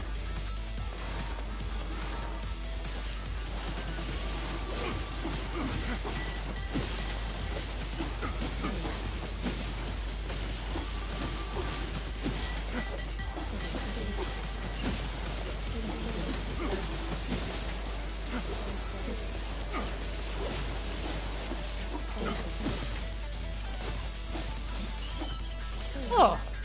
Look at all these medical herbs. Or medicinal herbs. Ugh. Oh.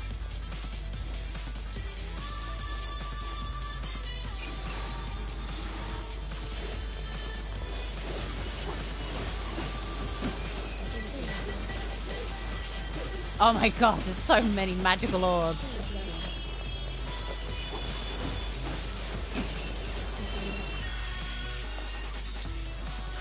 I can kind of hit it.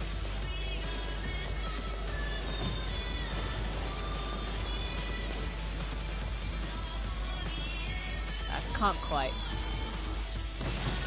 Die. It's dead now.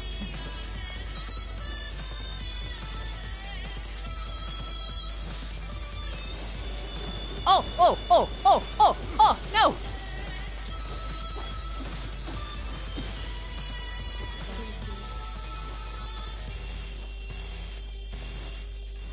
Oh, that was close. I was worried I wasn't going to make that then.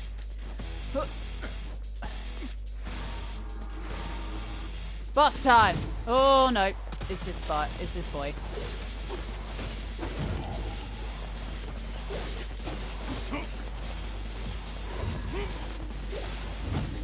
Ow! No! Bad boy. Oh, okay. Now I'm I have no idea what's happened. Oh, Kabuki outfit. I'm sorry, I have an outfit now? What? What? I earned 1,000 experience points. What?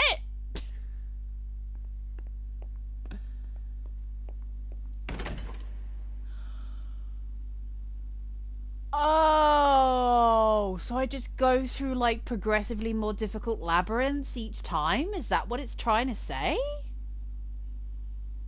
Okay. Okay. Okay, I get it. I get it. But we'll head back for now, because... Yeah, we'll leave for now. I think I can return at any point. I'll have to double check that, but... That's fun. That's fun.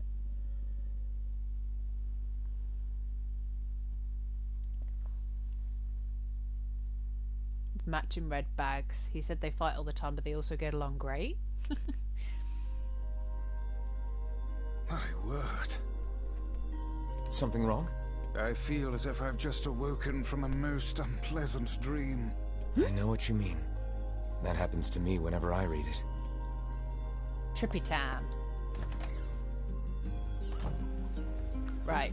What the hell was the Kabuki out? Oh, I've obviously got the weapon as well, as you can see. How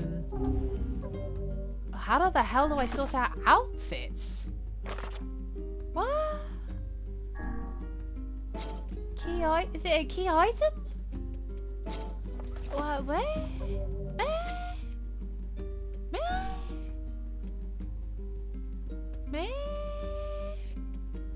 Do I have to do it from the menu in the starting menu?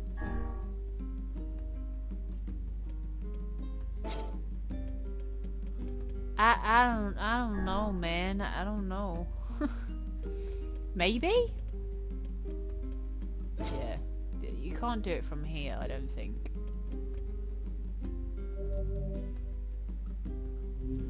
Auto battle. Wow. That is definitely a cheat. Yeah, I don't think I'm gonna find it in here. No. I only have 60% of weapons. Oh, God.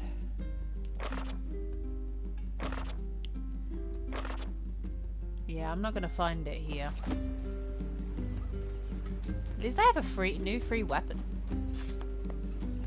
Weird hook hand, though.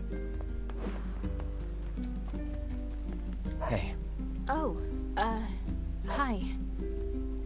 I kinda thought you'd never talk to us again. I understand you're doing this for the village, and that you don't have a choice. Pretty much, yeah. But look, why don't you go talk to Popola? I think she wanted to discuss the Shadow Lord with you. I'm headed there next. Oh, and Devila? Yeah? Sorry about yesterday. I shouldn't have lost my temper like that. You don't need to apologize. Anyone would be upset when their friends are hurting. Let Emil and Kaine know that we're sorry, alright? Alright.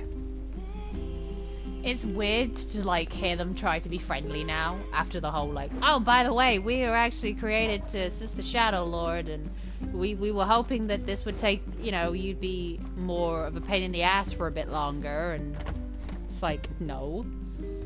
You stole my sister. What do you expect me to do? Just be like, oh yeah, it's fine. Yeah, I'll carry on without my sister. No. Okay, thanks, bye. Jesus. Just gonna open a snack. I got myself a flapjack, so depending on how noisy I am eating, I may mute, so apologies if that is an issue, but it is 2 p.m. in the afternoon, and I am hungry. Right, I'll leave you to talk to Popola for a bit, and I'm gonna mute and have a bit of my flapjack.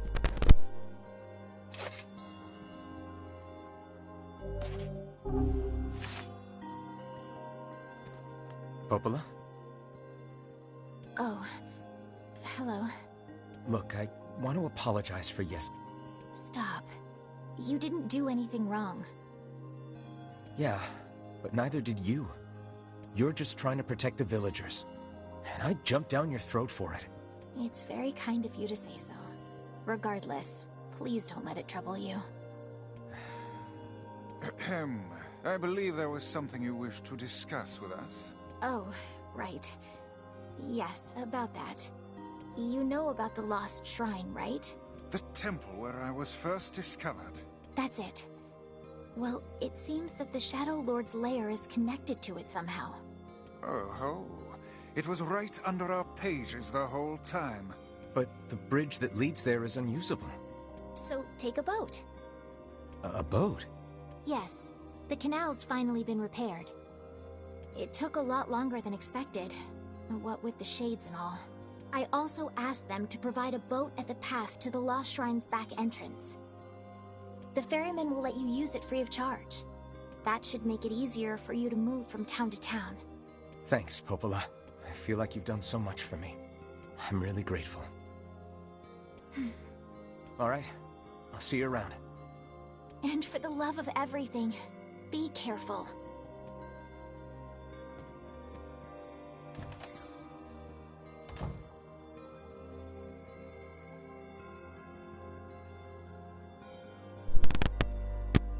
I'm back. I realised while I was trying to remember what button to talk to people with, don't ask me why, you can hold to quick select. Didn't know that was a thing. That's pretty cool. I might quickly set which ones I want to have as my, like, main ones then. And I need to level up some of these weapons. I'm definitely going to keep Fool's Embrace as my main one-handed weapon for now.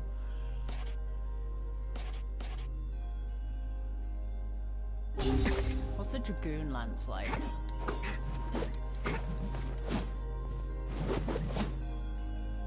Very typical of a lance.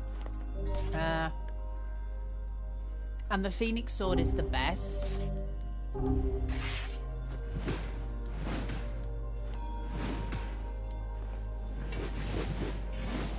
But it's so heavy to swing, and it's slow.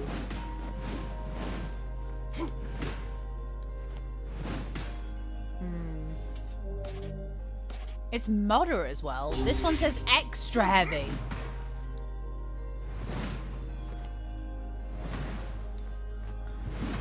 That is actually slower. Whoops. Heavy, light, light. Yeah, you see, I need a light one really, rather than... Maybe I can decrease the weight if I upgrade stuff? I'll keep this one for now, because look how pretty it is. It's got wings on it and everything. Look how cool it is. And then I'll stick with the Dragoon Lance. Yeah, because Beast Curse is heavy. That's moderate.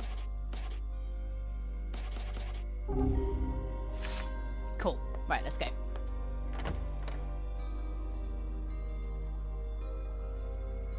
I brought a chick home with me. It shows and follows me around. Isn't it just the cutest thing ever? Love it. The path above the entrance to the shopping district should lead to the boat landing. Right, we're gonna do... How excellent to know the canal is finished. Hopefully this puts our days of running all over behind us. The faster we can move, the faster we can save Yona. Let's use it as often as we need. That we need to do 1 or 2 bits for the story, if we can. One thing I might do when we get back to the shrine is see if I can find the area that's mentioned in the quest that requires me to be at the Lost Shrine.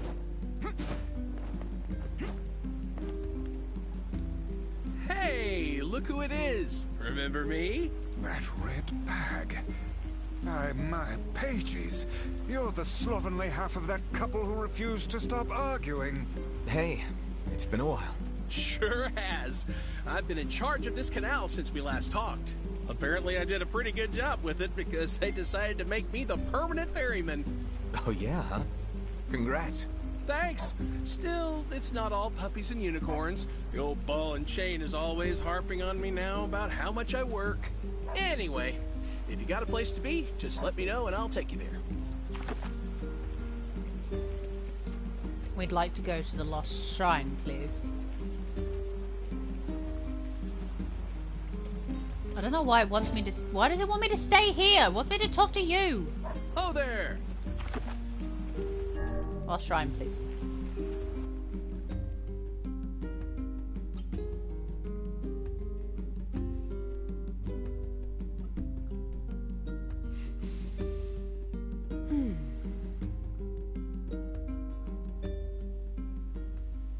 The Lost Shrine's up ahead, just past this cave. As well as the Shadow Lord's castle. Let us make haste.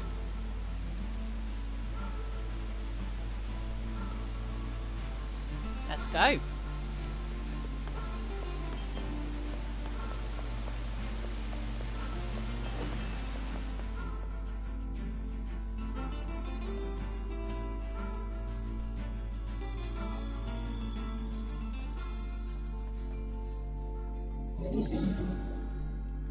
Here we go. Now this is the type of stuff you get because you're from Gretel's perspective. So it is Gretel that's alive and Hansel that's dead. I always did wonder which one was alive and which one died, but I couldn't remember. So Hansel.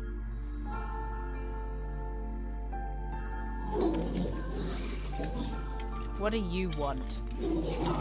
Go away, dirty defective swine. I'm not like you. I'm different.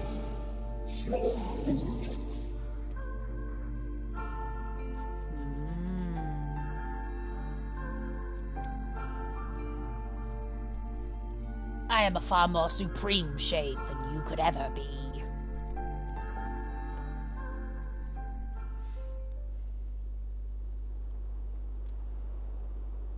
Here we are.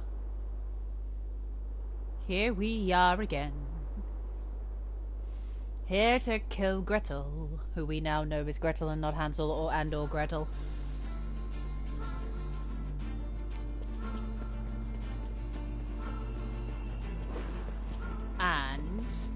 quickly get a quest up. Right. Incomplete quests. Incomplete. What? My quests! Where are my quests? Thieves in treasure division, peril test. Where's my quest?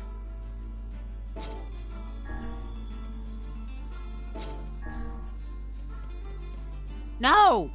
No! My quest! Why is it not here? Do I have to do it all over again? No. I don't want to do that one all over again. Okay, I'll have to do that one in my spare time when I have sanity to do so. Jesus Christ. Okay, yeah, just ignore me. Just ignore me. I'm having a mental breakdown. I was hoping it would allow me to continue that quest, but it's not. I have no incompleted quests. It sucks. You're gonna have to climb the ladder, Kaine. You can't just jump that height. I know you're good, but you're not that good.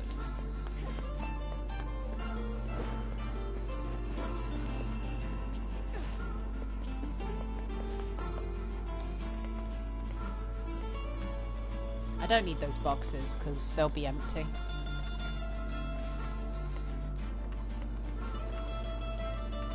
See, Emil just cheats. He can just float. I did. So, this game at the time, when it came out in 2010, was quite notorious for making you uncover more of the actual story and lore the more you played it. So, we're going to be completing these couple of bits. But what we're actually doing is we're looking at it from Kaine's perspective. So Kaine, the girl that follows me around, can communicate and understand shades, which is why we're now able to do the same. What this then does is it opens up the revelation from the ending that we got last stream. Okay, so all of the shades, which are the weird black and yellow things, are actually the humans that were infected by the black scroll that we're trying to protect our sister from. And that's what happens to them. They all turn into these like creatures that we are now referring to as shades. And all of the humans that are still alive and around are actually like carbon copies of people, but they're called gestalts, which are basically, they're not proper organic humans, they're synthetic made humans that are normally not being able to be infected by the black scroll. That's what they were for. But clearly this disease has managed to evolve to the point where it can start to affect the gestalt clones of society, because it's starting to infect and kill Gestalt people as well, which is what we all are. We're all Gestalt people. Kaine is obviously possessed by a shade, and we're basically just learning more of the story. The game rewards you for going back, delving deeper into the mystery of the game, because there's loads of shit in this game. Grimoire Vice has been taken away. Hansel is dead. There's no reason for me to exist anymore. My life is over, just leave me alone. What? So the little tiny shades are all children, because when you kill them, they drop things like school books and crayon books, like colouring books and things. So we're essentially killing children. Ain't you excited, sunshine? We finally get to bathe in blood. Tyran. Don't talk to me.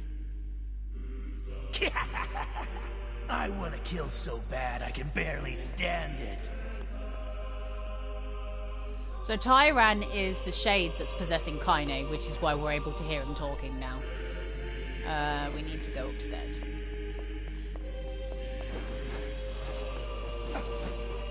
Tyran is a human that was initially I am guessing a serial killer because of the fact that all he wants to do is get a body back so he can strangle and kill other people.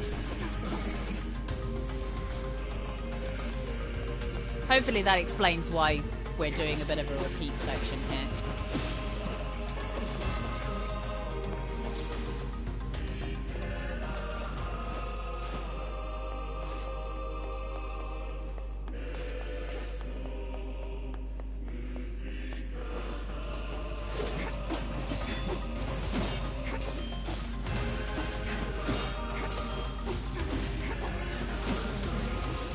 I'm also stronger too, so the more I level up, the easier it is for me to just get through these sections.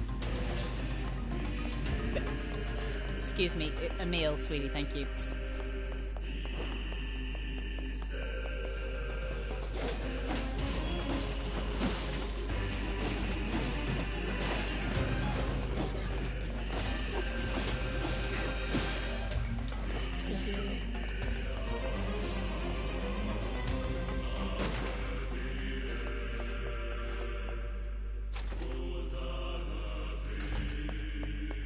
Oh, I'm moving boxes again? No, no, the other way.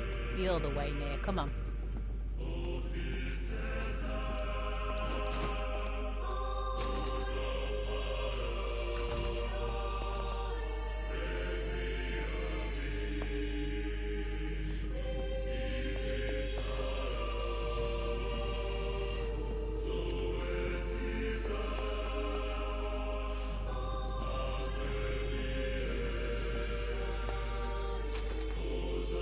This is all too easy.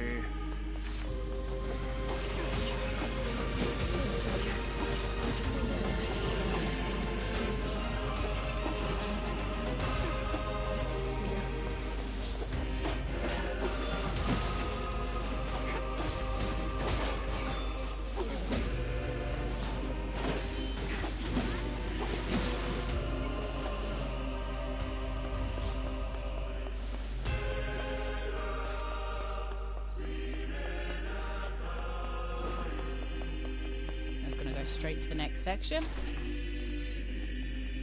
It won't take us long to plow through these bits.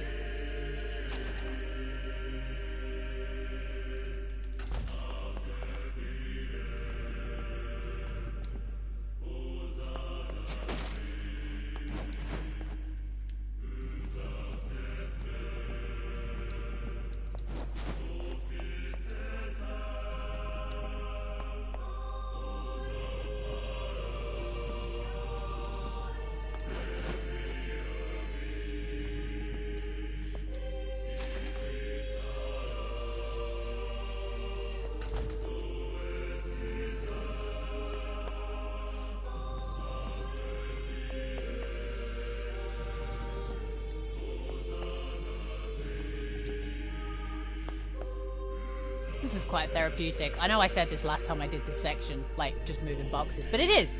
It's very therapeutic. Just push the boxes away from the door enough that I can just open the door. Done.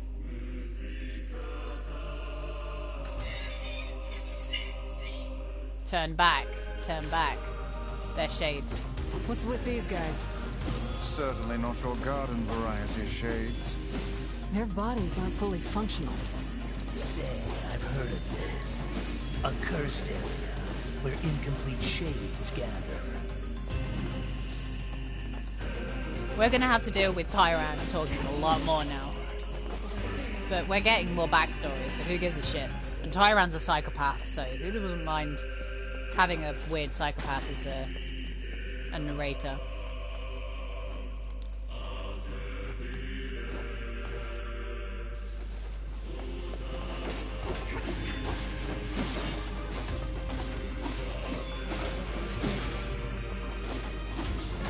Yes, I feel very bad about killing shades.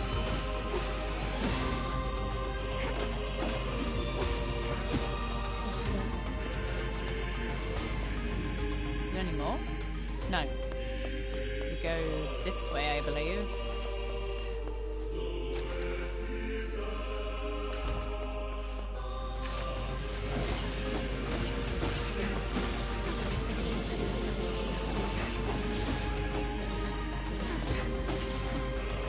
feel really bad about killing the small ones though, because I know they're children. Bye! I'm off, bye! Sorry. They're just behind the door. I don't know why Emil and Kaine aren't like killing them, but they're not.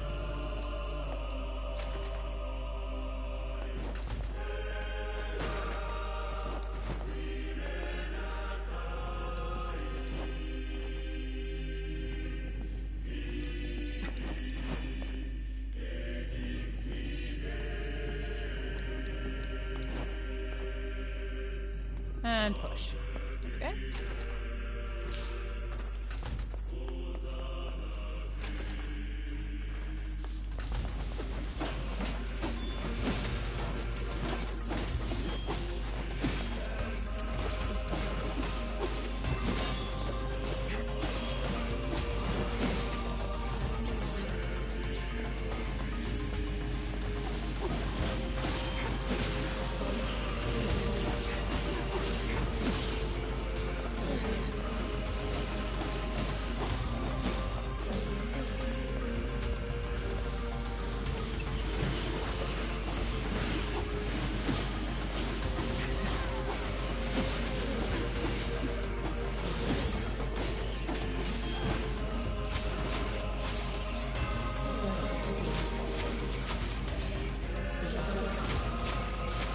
Just insta-kill all of them.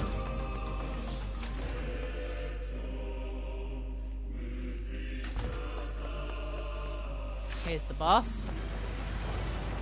It's extremely weak now. Even, I can just kill it with my Dark Blast. That's how weak this guy is now.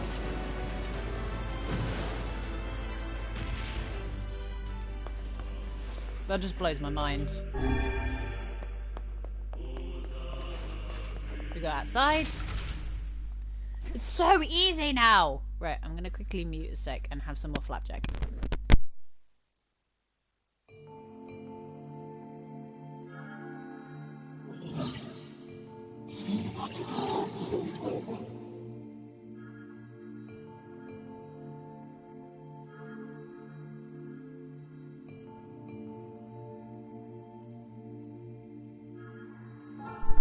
I didn't realise there'd be another Gretel scene.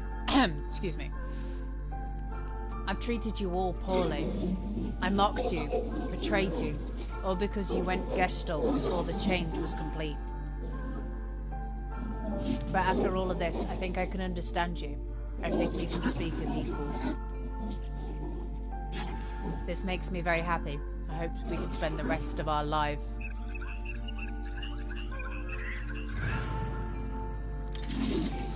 What was that? Dun dun dun. We're coming up.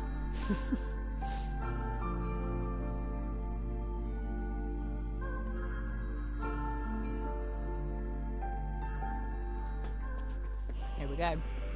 Kaine, Emil, look, from now on, I'm going to sleep outside with you. Why? I can't accept that you aren't allowed in the village. It's stupid. So you're staging a protest? Fun! Don't waste your time. But it just feels wrong. Well, that's really nice of you, but you still don't have to stay out here with us. Emil. You got a super important mission. You can't sleep out in the rain. What if you catch a cold? Besides, I like camping with Kaine. Sometimes we sit around the fire and tell stories, or roast... Emil, that's enough. I got a fucking image to maintain. Now, don't tell people how soft I am, goddammit. I am a woman of steel.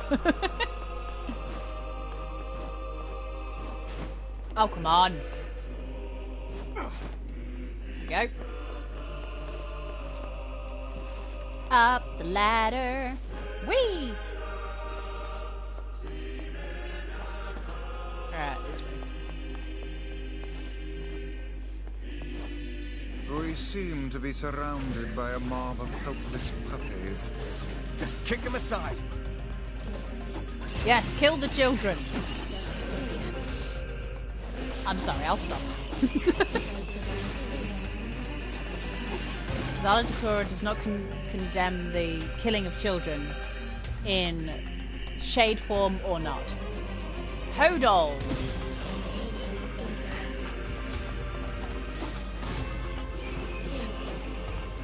Right, we'll quickly save.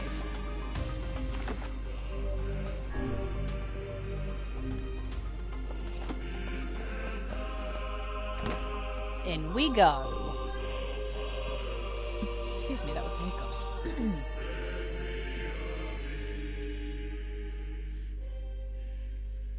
I'm gonna mute for the cutscene.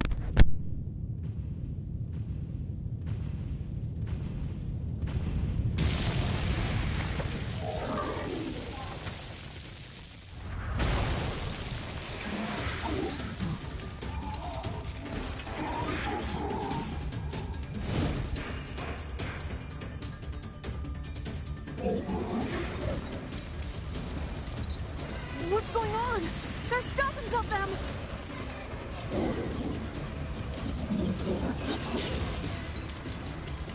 These are creatures of the darkness. Lure them to the light.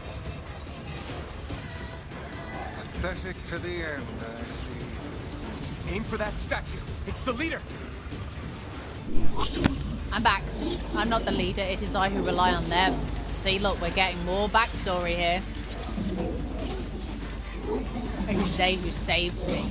Letting my friends. I'm sorry! The game compels me to kill your friends. Oh, you're funny. I'm gonna start crying. Tyrant being a tyrant. Which is probably why they called him Tyran. Because he's a dick.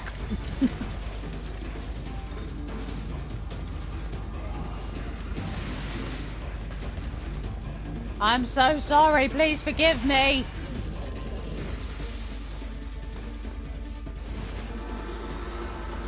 All the fights are so much easier now I'm stronger.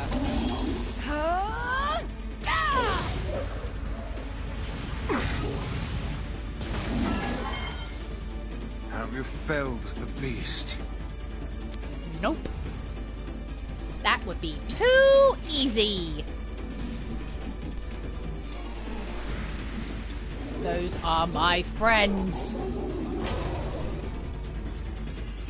I'm sorry, Gretel.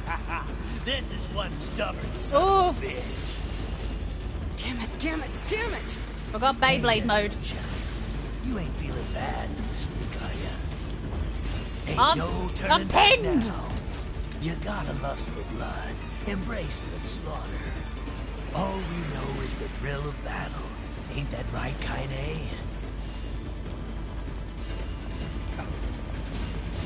Goddamn Beyblade Master over here. Luckily he deals hardly any damage, but...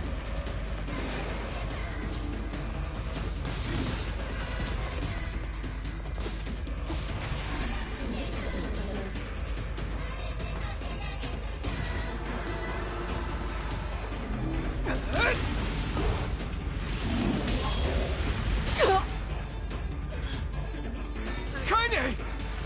Ow. Is all I'm going to say to that. Ow.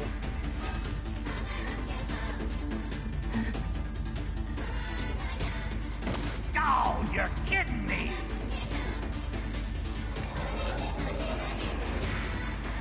Kaine! Move, move. Come on, stupid arm, move.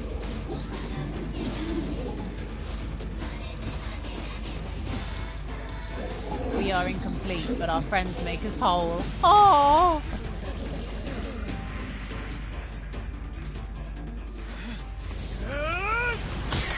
I'm not sure how I can impale someone with that hook, but let's just pretend this is fine.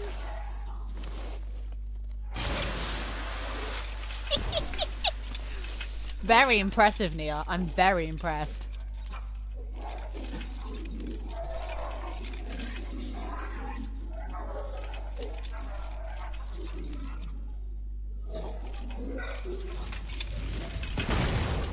Poor Gretel. Rest in peace, Iron Giant. Kaine! Are you alright? Kaine! I fear there is little we can do for her. No! Kaine!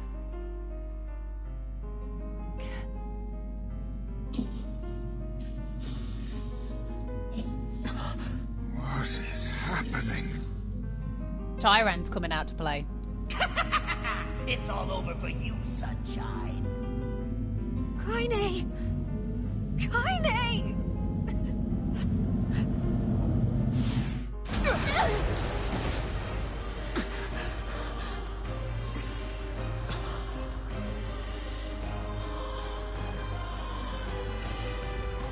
There's Tyran.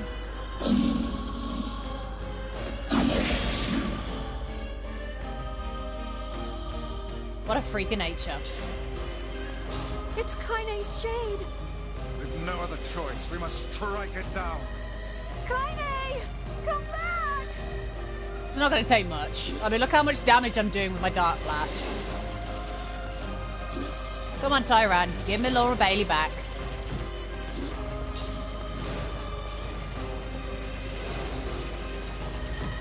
Ow!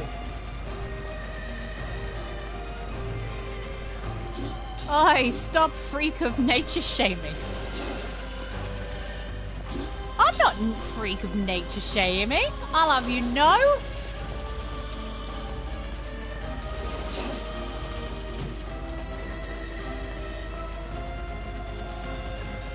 Tyran's a serial killer. I'd much rather have my very badly mouthed Kaine back instead. Do I need to... I think I need to physically hit... Ow! There we go, yeah. Now, pin her down. Kaine, please! Come back to us! I think you gotta punch it. Yeah, I figured that out. I totally had to do that last time. Oh dear.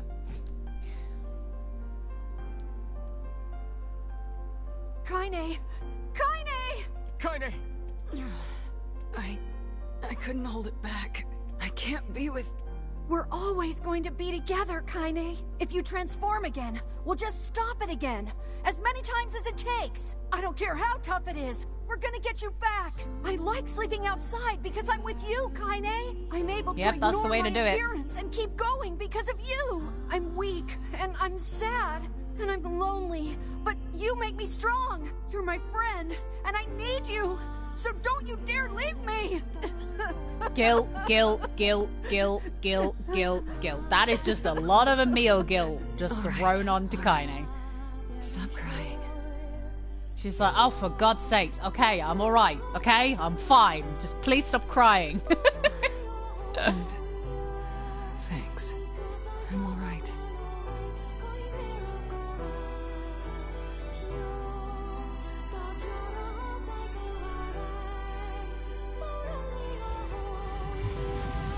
Over there.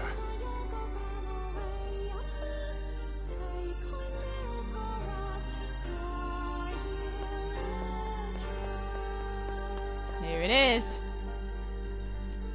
Let's get it.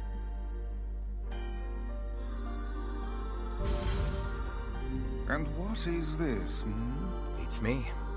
It's got some kind of writing on it, but I don't know what it says. How remarkably useless of you. Well, let's go ask Popola. Back to the village we go, my dear. I was about to say back to the island, but that makes no sense. Fatigue is a killer. It's a cipher of some kind. Slept like a baby, and then you slept at lunch, and you can't keep your eyes open. Wow, Jesus. I've had days where, like, I've had a full night's sleep, and then I've just been yawning, like, the entire day at work, and I'm like, I'm so tired, but I had, like, 9 hours of sleep. Why am I tired? So, I feel you. I feel you on that. Maybe it's physical fatigue rather than mental fatigue? It could be mental fatigue. Can you determine its meaning? I've had both. Both feel different. Like, if it's physical fatigue, you're just like, oh, I'm just exhausted. But your mind is alert, and then the other way, where it's like, you know, you can move around a lot, but you just can't be arsed because your brain's just dying in your skull. Yeah. I've had both. They both suck. I think this is the key to unlocking the Shadow Lord's castle. Hopefully you're not coming down with anything. Sometimes fatigue's a way of your body letting you know you're not feeling 100%. You need more sleep. Here, take a look at this. I wrote down all the words I can understand. This fragment is called the Stone Guardian. Given that you found it in the Lost Shrine, the words must mean something. There are spaces here for 4 other fragments as well. Sacrifice, the Law of Robotics, the Memory Tree, Loyal Cerberus. The Law of Robotics probably refers to the Junk Heap, and the Memory Tree might be the Forest of Myth. But as for Sacrifice and Loyal Cerberus, I don't have a clue. Not a problem. Hmm? If we want to fill in the words, we just run around the world killing every big monster we find. Oh, splendid. By all means, let us undertake a murderous rampage. They're just shades. Besides, it's the only way to reach the Shadow Lord. They're not shades, they're people! You monster! You're killing children! You're making me kill children! It's a dangerous task. Yeah, well, Yona's in even more danger. Meanwhile, Popola is secretly trying to put him off because she's actually working with the shades. But how can you even be sure that she's... Because she is! Right? The Junk Heap and the Forest of Myth, yeah? I'm on my way. Please be careful. Aw, yeah! Oh, and listen. About Kaine and Emil. The villagers know how much they've sacrificed, and they're thankful. It's just... they're scared, you know? People can't change overnight. I'll hurry them along the best I can. But can you please give them a little more time? I'll try.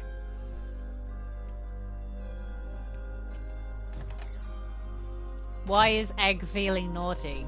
Naughty in the fact that he should eat something he shouldn't, or... Next baking adventure, black cherry swirlfoot. I was about to say, normally the word naughty refers to food you shouldn't really be eating.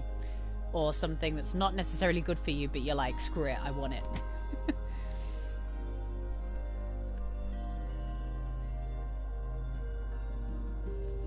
Well, what next? Let's go to the... Do we get rid of the Forest of Myth first? I guess we could go to the Forest of Myth and get that one done with first again. Popola said we might be able to find something in the Forest of Myth. You will forgive me if I seem less than enthusiastic about such a trip.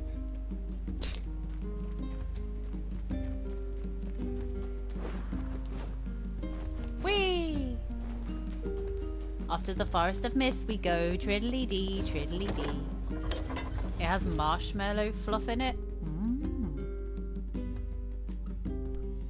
I can't wait till I go on, like, holiday. Not that my holidays are anytime soon. They're, like, at the end of the year.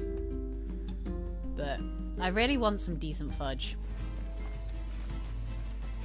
Even though I'm trying to lose weight. God damn it! Why can't we have fudge and still lose weight? It sucks. Whee!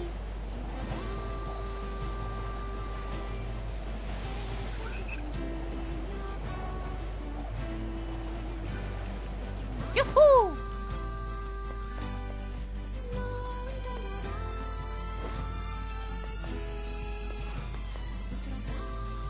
I'm not wasting my time on those pipsqueaks. That, and I feel bad about killing them.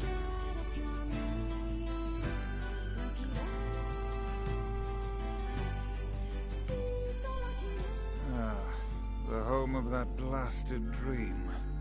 Yeah. Truly a nightmare I hope never to experience again. I hear you. Oh, hello. How are things? You want to know if anything unusual is happening? Well, I have been feeling a rather strange presence whenever I visit the Divine Tree. The Divine Tree? It's a legendary tree that exists in the heart of our village. Did you investigate the cause of this presence? Not really, no. And why not? Well, we're not really supposed to go near the tree. And why is that? Whoops, I accidentally pressed the button because I'd already read it rather than listening to it. I don't know. It's just how things have always been. Weird. I'll go and poke the tree then.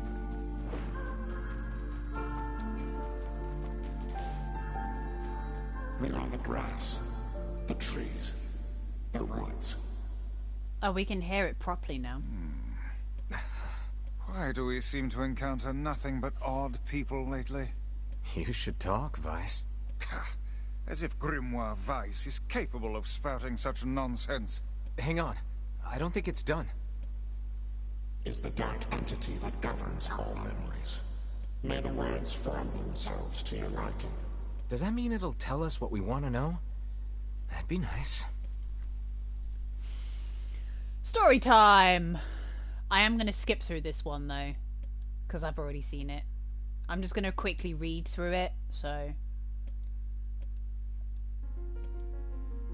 you guys can enjoy the music while I'm just skimming through.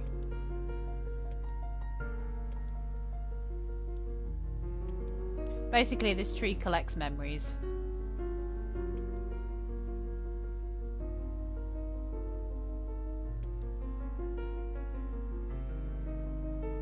So he's got disease, he hasn't got long to live, his parents don't visit him anymore. Abandoned old hope. I have to read these ones where it says look at my memory, because it will then ask me a question at the end and be like, were you paying attention? I'll be like, yes? Only one other person, yeah. Deep blue eyes. Just in case it says what colour are the girl's eyes. Deep blue eyes. Beacon of light. Very present, but he's unable to look upon her face whenever they meet. Blah, blah, blah, blah, blah, blah, blah. He knows the girl will stop coming, and she does. The girl disappears, the boy dies alone. The tree scoops up the memory and stores it. Envy. Female warrior. Beast with red eyes.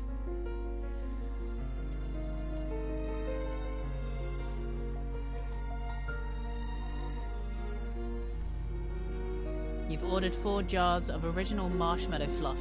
2 strawberry and 2 caramel. Mmm, caramel.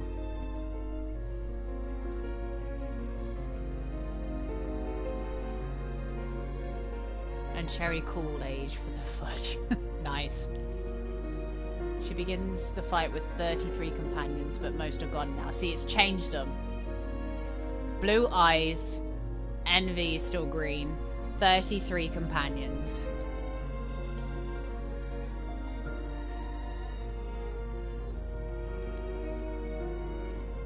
Loss. Red dragon falls from the heavens. Ah, that memory has been lost. Shame, it was my favourite. I wonder why.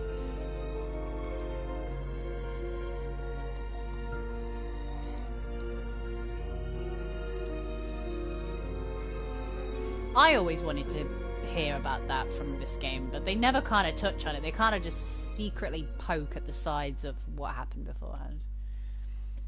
Here comes Nier.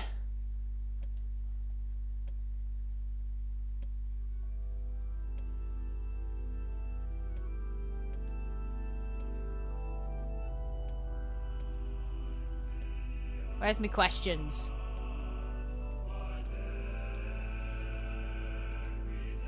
The shade is eating memories. There's the conviction memory I'd lost and the satisfaction. The shade was stealing the memories from the tree.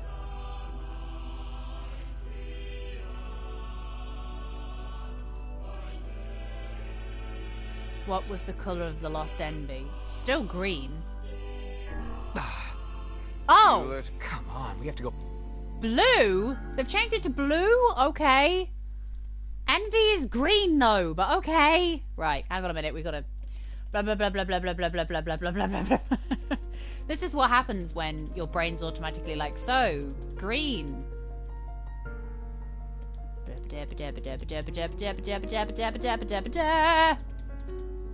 Has she still got 33 people? I should have totally checked if they changed the colour. 33. No, she still has 33 people, which means the colour is still blue.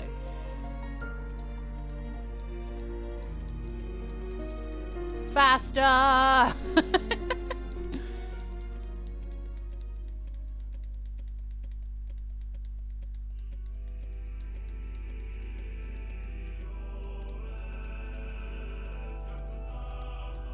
There we go.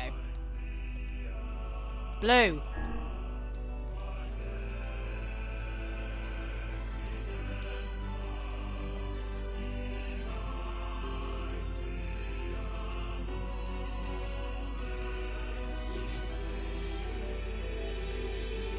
Just double checking, I'm waiting for the...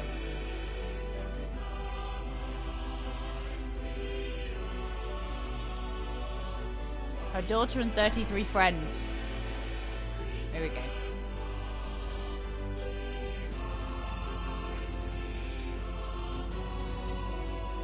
The most important thing in the world is Yona.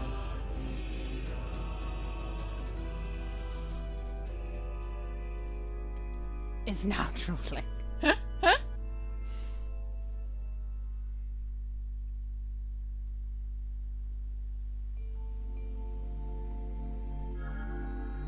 Small brownies topped with marshmallow fluff. I never realized shades were capable of rational thought. I don't care if they can tap dance and play the fiddle. I just want to kill him without all this hassle. With the tree defeated, we no longer have to worry about being buried in its world of letters. Unless, of course, time itself begins to rewind. Aw, yeah.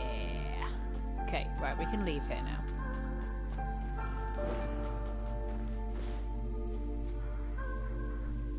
You might need to buy a blowtorch. Popola said we might be able to find a key fragment in the junk heap. Perhaps we can find a clue at Two Brothers' weaponry. Off we go again. Run, Nia. Run, my boy.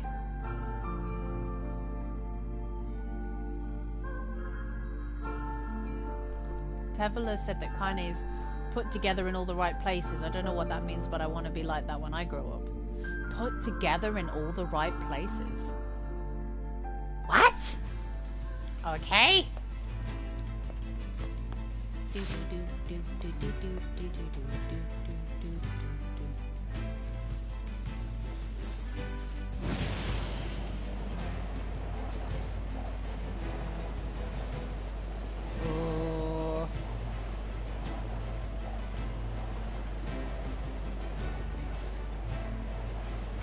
Whee!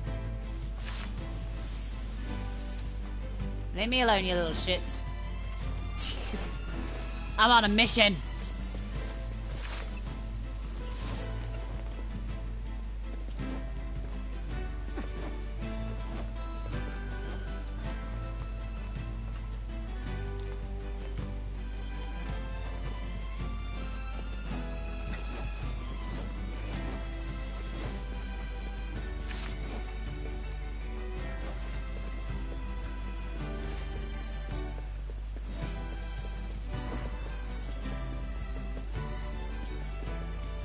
After the junk heap I go, my dear. Treadly-dee, treadly-dee.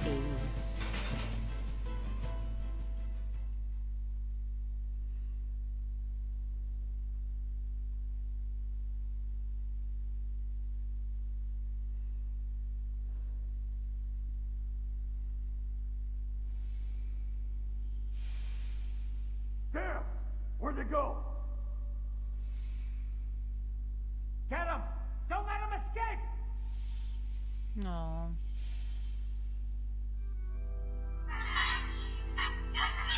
How are we gonna die, Mum? My child.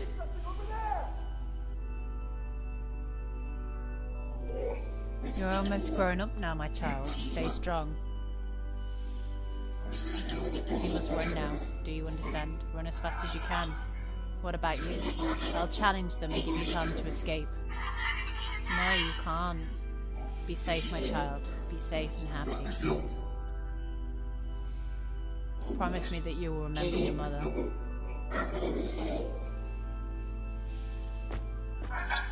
Mom, wait, let's go together. Mom! Here! They're in here!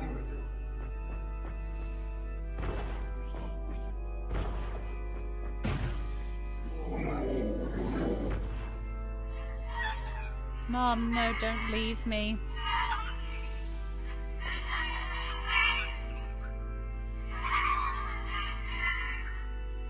It's just brutal.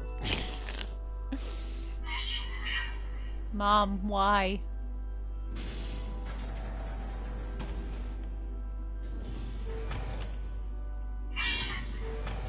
Who's there? Who are you? I'm Khalil. What's your name? Military defense robot, P-33. You are an intruder. You must be eliminated. Error. There is something leaking from your eyes.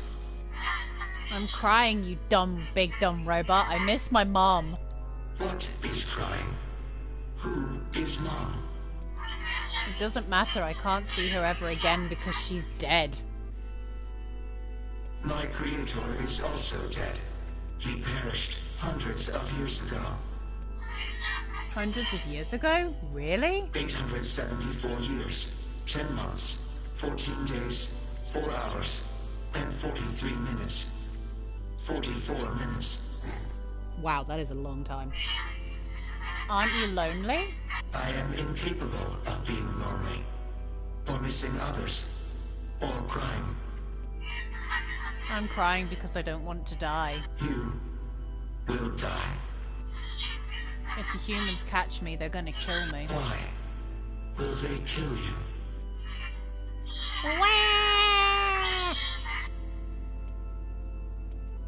I will not permit the humans to kill Khalil. Huh? Military defense robot P-33 will protect you. You're gonna help me? P-33 is charged with defending others. P-33 will defend Khalil. Hooray! Thanks, robot. And since we're friends now, I'm gonna call you Beepy.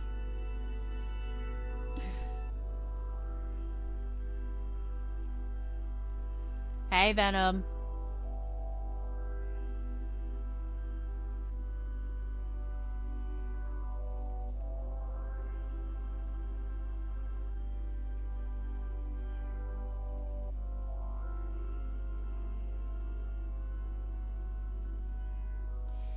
Man, there's gotta be tons of machinery here. Yeah, but I don't know how much we can actually use. Oh, wow. Check this out. It looks brand new. Hey, be careful, all right? This place is dangerous. I'll be fine. Oh, no! Huh? Look out! Huh?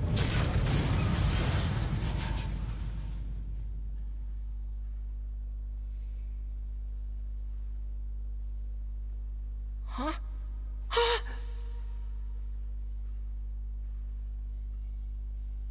Ouch. Jacob! Oh God, this can't be happening! Jacob! Jacob! No!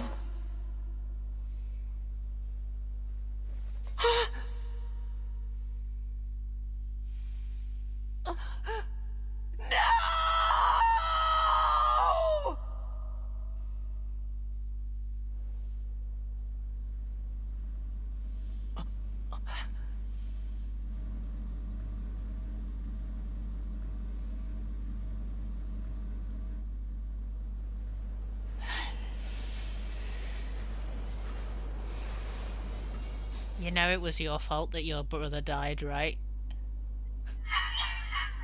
Wow, that was scary. The noise of the intruders caused the structure to fail. They should have proceeded with more caution. One intruder has perished. Oh, that's terrible. I don't think they were chasing me. They seemed nice.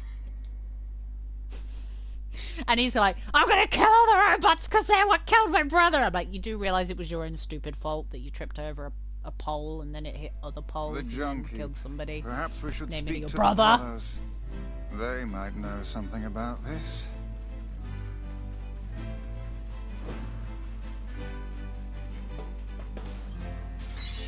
Here we go. Time to meet the Psycho brother. Oh, hey there. It's been a while. You're the little one, aren't you? You've grown up. How fares your brother? Touchy subject.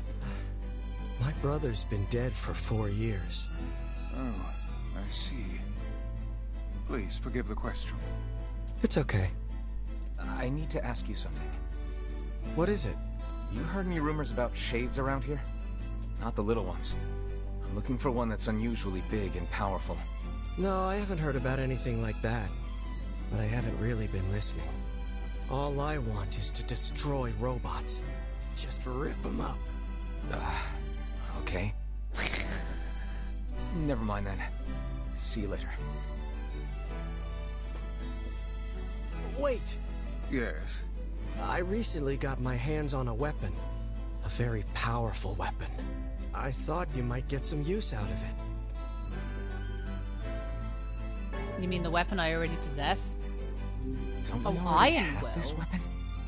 Don't we already have this weapon? Love it! These things happen the second time around. Oh my god, that's so good! They're self-aware. I love it.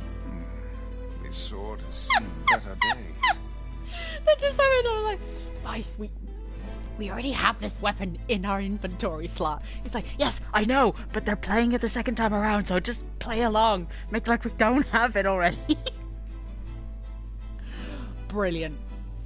Absolutely brilliant. That's the best part of the stream for me so far. Yeah, it's pretty beat up. I mean, there's potential, but it's fairly powerless right now. Can you repair it? I can repair anything with the proper materials. If you'll fix it, I'll get the parts. I'm so glad I decided not to throw this out. I'm gonna need some memory alloy. Only the real big enemies on the second basement level have them, so watch yourself. Also, here's the passcode to get down there. Use it on the elevator. You got it. Don't we already have the password? But shh, Nia, shush. We need to pretend like we haven't done this already before. Absolutely amazing.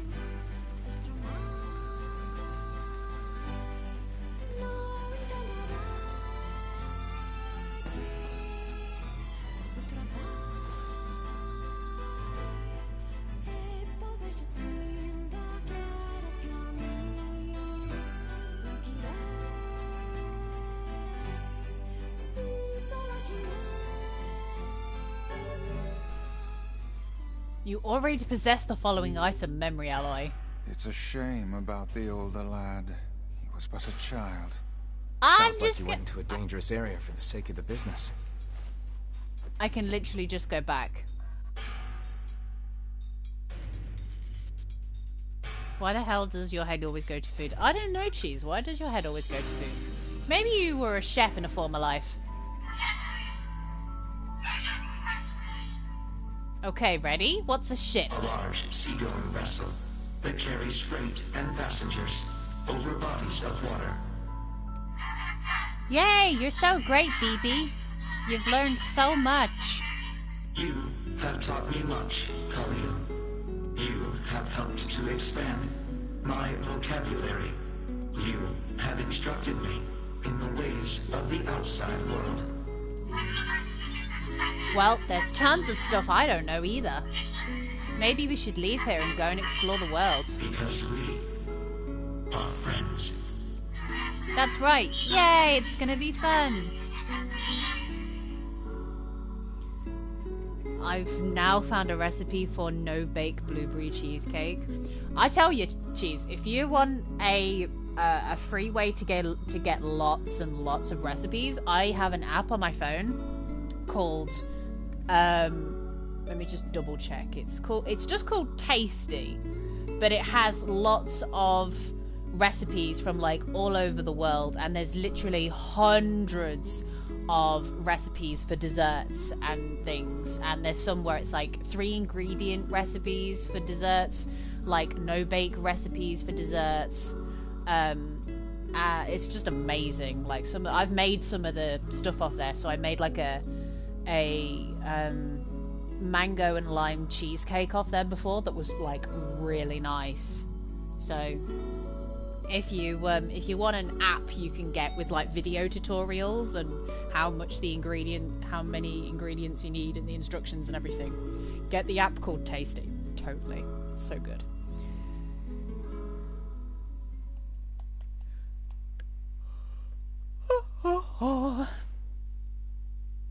I hope he doesn't take my other memory alloy off me. I'm gonna be angry if he does, because I was hoping to upgrade my insurance. You follow a YouTube channel. They have a PAX app. Oh. Nice.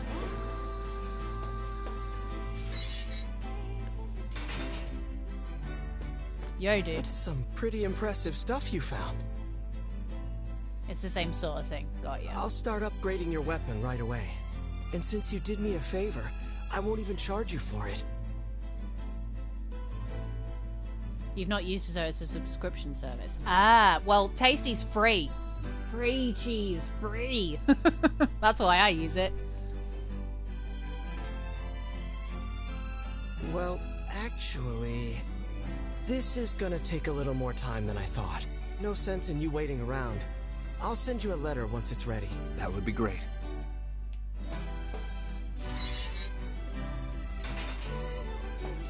It appears we have some free time on our hands. Maybe Popol has found some information about the Shadow Lord. Let's drop by the village. Very well. Now, did he take my what's-it item? Raw materials.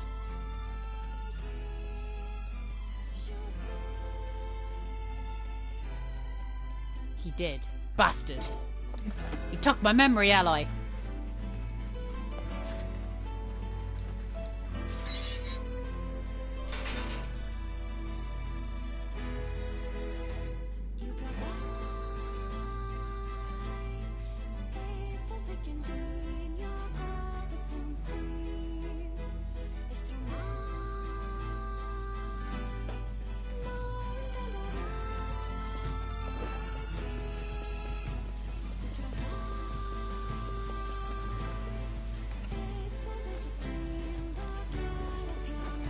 It doesn't let me like jump off. I hate these sections. I just want to jump off because I'm not going to like lose any health.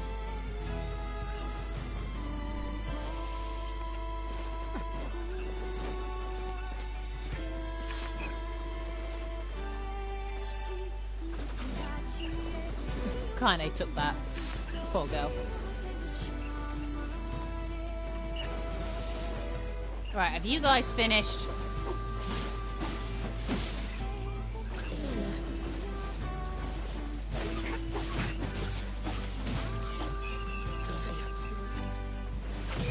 Ow! Conquer! Magical defense 8. Conquer!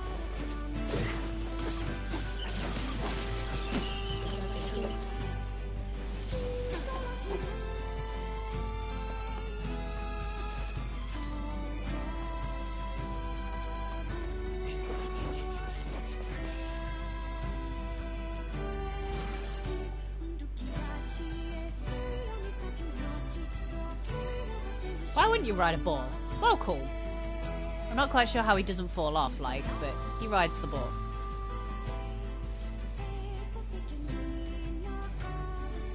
Whee!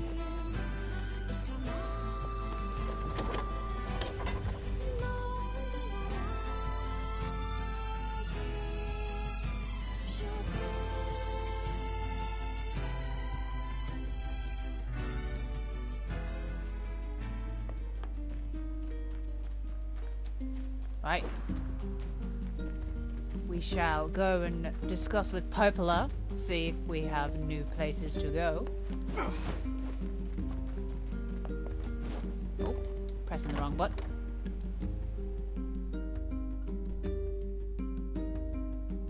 You bought a blowtorch and now you're scared.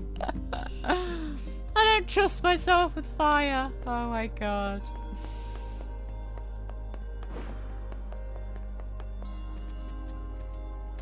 I recommend if just read up a lot on how to use one. Learned It's anything new about the it's Shadow the Lord's only way. key, Popola?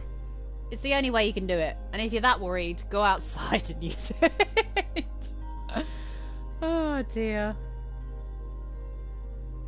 Was only £12? Wow! It's so easy to get your hands on destruction weapons. Let's put it this way, Cheese. You can add it to your weapon repertoire of the when we have a zombie apocalypse. Because there is such thing as zombie snails, so it's only a matter of time.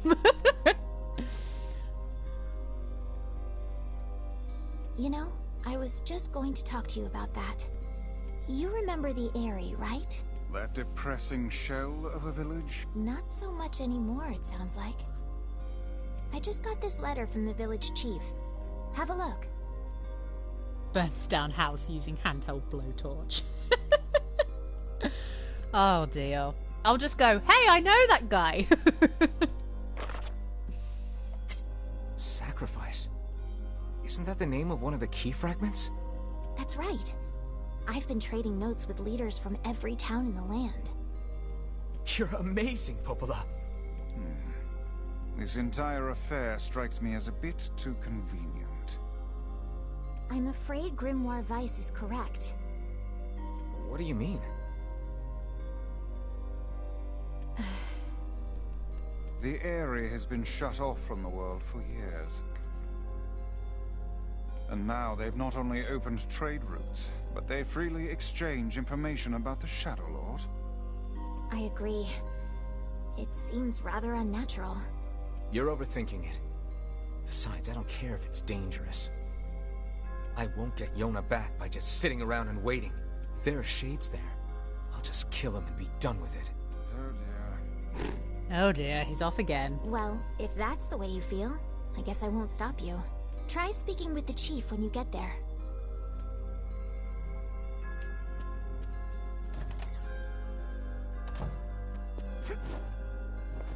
This will probably be the last thing we do. Go into the Eyrie. And then I'm probably going to do some more side quests again. Because if I want to obtain the next ending after this one, I'm going to need to have all the weapons. The Eyrie, huh? So... Alright, let's go see the chief. What a soul-crushing place.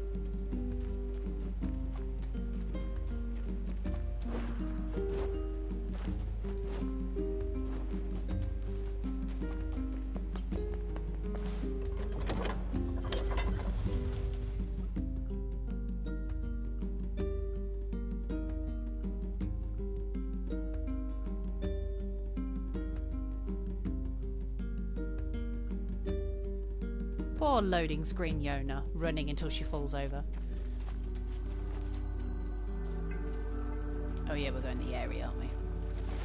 I cannot fathom that village setting up a mercantile. They must have truly opened their minds. Yeah, I have my doubts. Aren't you glad to be going back home, Kaine? No. Home? That place is a shithole. Don't be so nervous, Kaine. We'll protect you. Ooh, the village. It's home to so many terrible little memories, isn't it, Kaine? Shut up, shut up, shut up! Oh dear. When you realise waiting for the waiter makes you the waiter. The puns are real! We do not desire. We do not desire needless conflict. If we can continue to live with humans, then we can continue to live peacefully. But that young man will come. Yes, The young man will come. He will kill us all. Women and children included. What should we do? What can we do?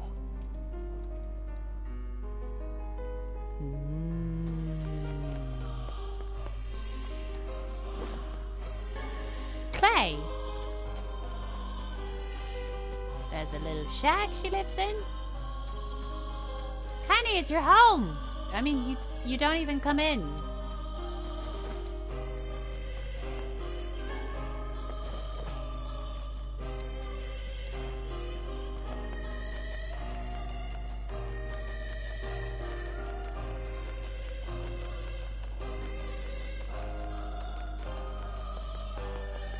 I'm gonna quickly save.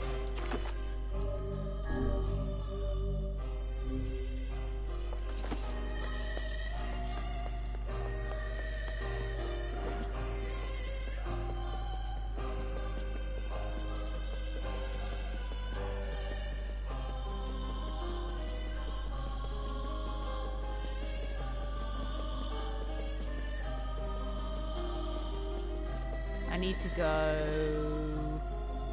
Yeah, I need to go up. I need to go up here.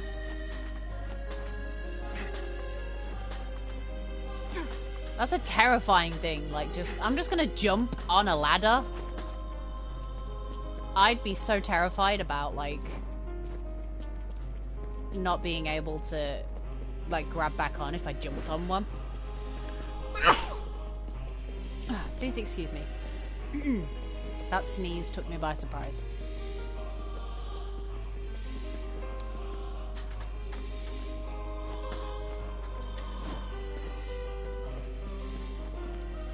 Hello? We're here from Popola's village. It's all over. We came to ask about the letter you sent. Our days are numbered. Our village is doomed. As cheerful as ever, it seems. You're the one who wrote the letter, right? I don't Gesundheit, know about any or however letter. the fuck you spell it. Benada, amigo, benada. What the hell is going on here? It may be faster for us to take our inquiries elsewhere. Let us ask around. Someone must know something. Gesundheit. There we go. There we go.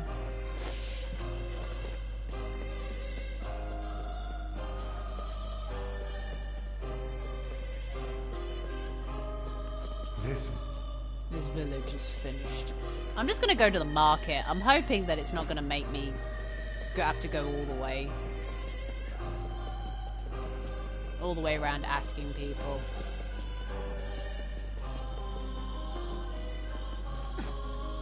Because the person we want to talk to is actually at the market, so... Excuse me? Hiccups?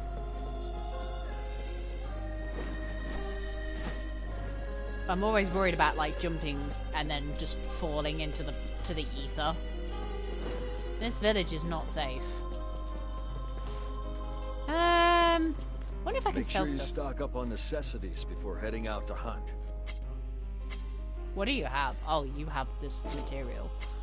Yeah. Yeah. I'm gonna keep the machine ones. Can have that. Can have that.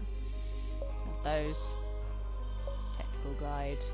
Twisted ring. I need to keep all of those. Just in case they are required. Just what have you found now? You found a recipe for small Rice Krispie treats. You're just torturing yourself now.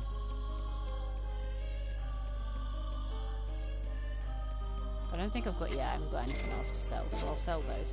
I have 90,000! Come back anytime. I can probably buy 3 weapons with that. My weapons may not be the latest and greatest. Do you even have any other weapons? Oh, you have Beastbane.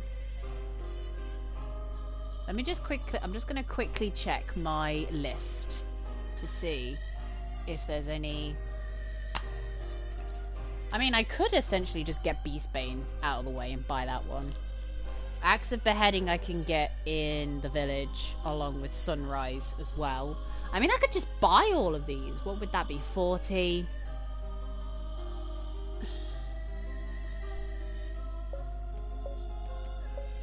57,000, and I could just get all 3 of those ticked off my list. I love the description of that. What description? Which one?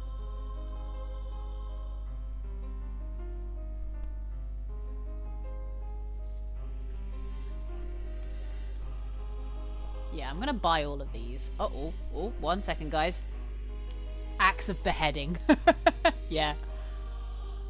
Let me... What does it say? A man's dementia drove him to attack his daughter's fiancé with this axe. Sadly, he hit his daughter instead. Whoopsies! Okay, so we've got Beastbane. I'm just going to scribble it off the list. That one's done. Acts of beheading, sunrise are all gone. Yes. Give me all those weapons. So I have 1, 2, 3, 4, 5, 6, 7 weapons left. I only have 7 weapons left to get. Oh my god. I hope that means I'll have completed it. I need to have a look at my weapon completion list actually to see. Because it was already at 60. Thanks. You're welcome. What is it at now? 60. Only 69?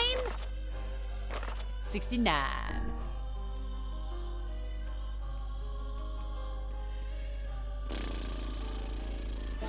Okay, let's have a quick look. Let's see. Beast Lord is Beast Lord. Oh no, I got Beastbane. Axe of Beheading is there. Look at that. Ha. Ha. Beast Curse. Is Beastbane a single? Beastbane is a single-handed blade. It's the miniature one. Oh, now what have you found to eat? Cheese. What have you found now? What's sunrise?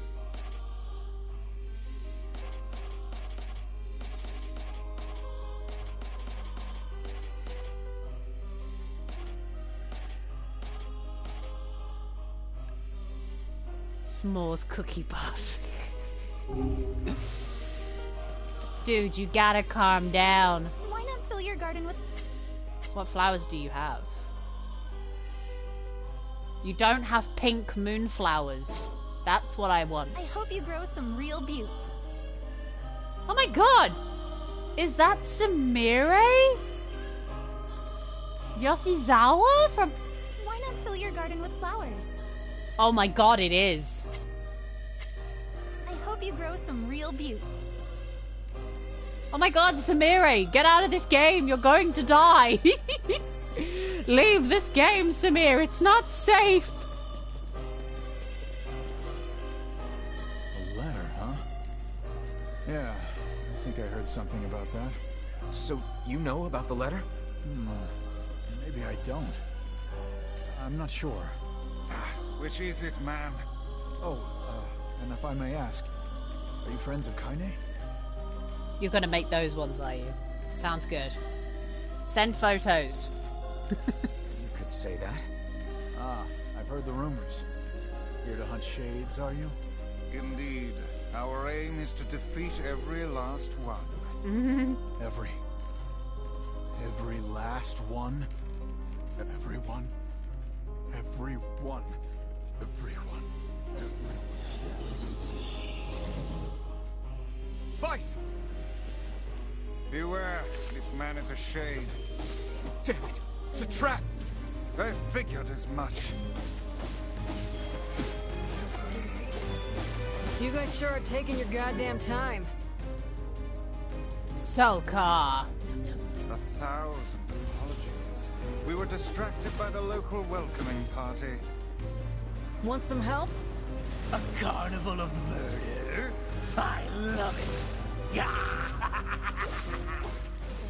Kaine! The villagers are possessed! But not all of them. Some are still human, so be careful.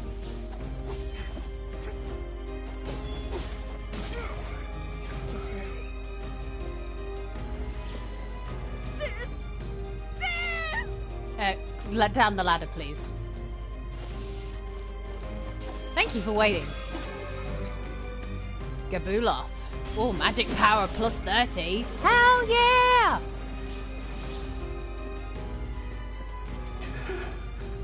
I can't tell who's human anymore.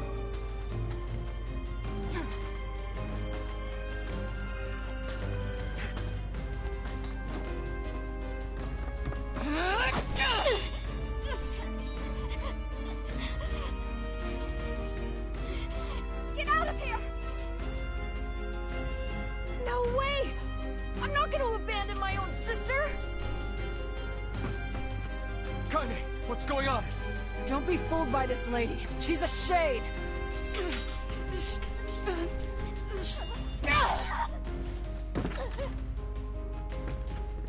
No! No!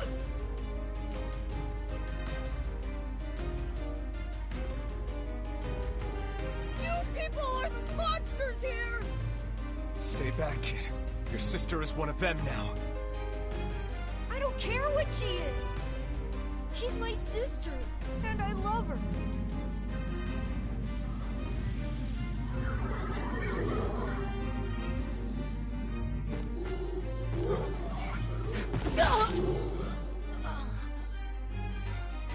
Kaine!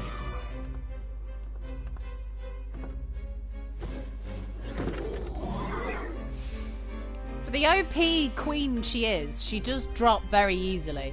I mean, especially that one. Like, why have you done this? We just wanted to live our lives in peace! Stop it! Don't hurt my sister!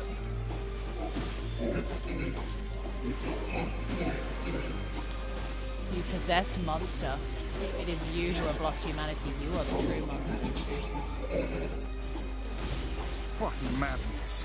These people are behaving as if we are the villains. I mean, you are killing me. You are the cursed ones. You are the ones who should die. Kaine! Otza. Ooh, plus 25%. Hell yeah, let's do that now! Oh no, I need word edit. Weapons. Fool's Embrace. We want Pahol.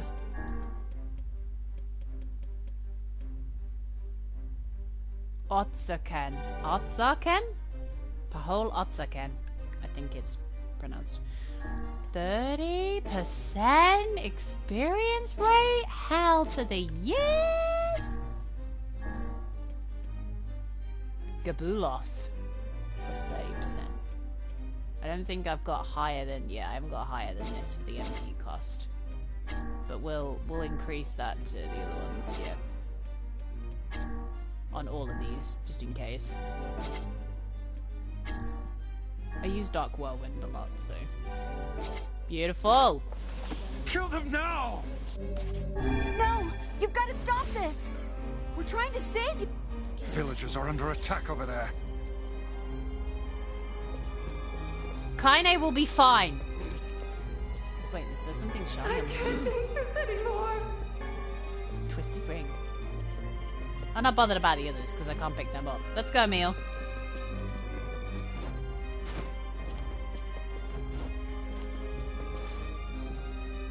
What could those black swirls be? We haven't got time for this. Help me, please!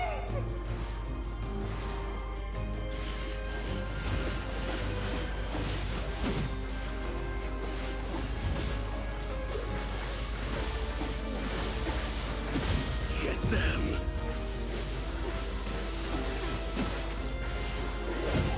Ow! You didn't do that much damage, it just hurt. Here we go. What's happening? As I stand there with my hooked blade. It just looks very out of place.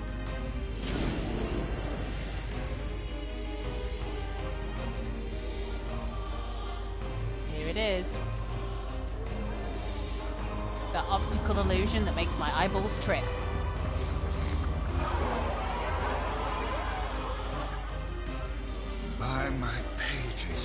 Is this beast a shade as well? That thing sucked up the villagers. No! If we keep this up, we're gonna kill them all! We can't let that happen! Our village, our world. Where am I? Who am I?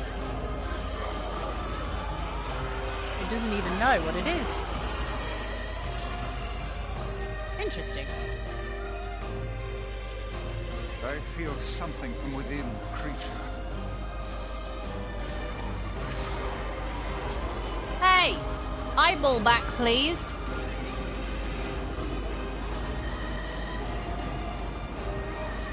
Is this the combined power of all those shades?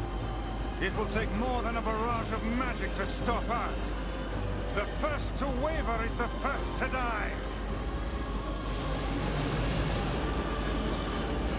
I sense magic coming from the center of that eye.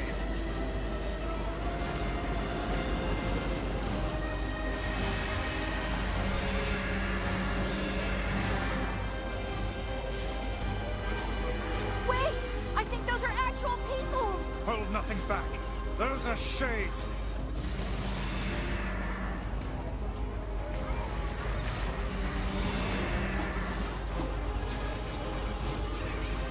The surrounding tentacles appear to deflect magic. Yeah, I guess that. Stop being a coward. Come out at me and face me, damn it. That's doing nothing to the health bar. It really isn't. That one did. That is. Now, oh! Focus your magic on the beast's center.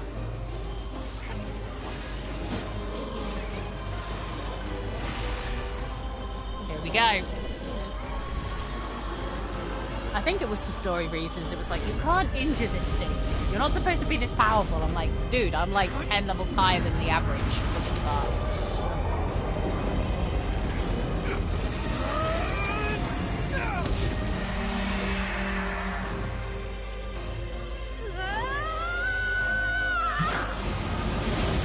I'm firing my laser! Boo. Yeah, peekaboo!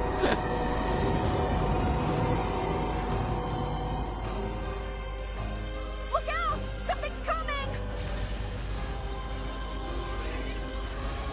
Speaking of, I'm firing my laser. Its weak point is located around the back. Try attacking it from above. I'll try to pin it down! Emil! Emil! I'll keep it busy! You should be able to attack! From behind! Go around and get it! Please, hurry! Emil can handle this. We must circle behind the creature at once. Kaine, get up off the floor, you lazy ass. Oh, I need to go up even higher. Come on, Kaine. Wakey wakey. Stop sleeping on the job. Get up the ladder!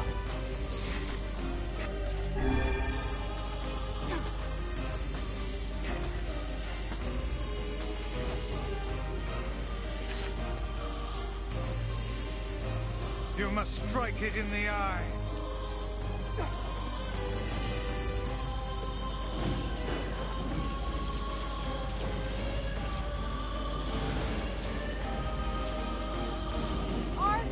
Are you there yet? Yep. Did we get it? It is escaping to the inner level. I'm coming. Gotta catch my breath. Careful, Emil. Won't help anyone if we lose you here.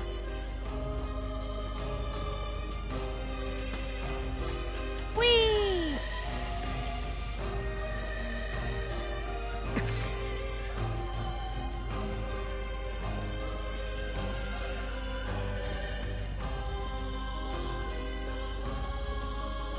This place is not child friendly. Damn it!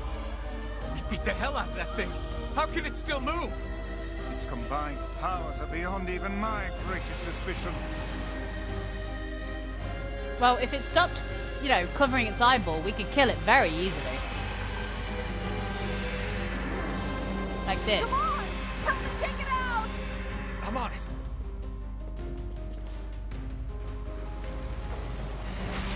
See? Like this. Easy peasy.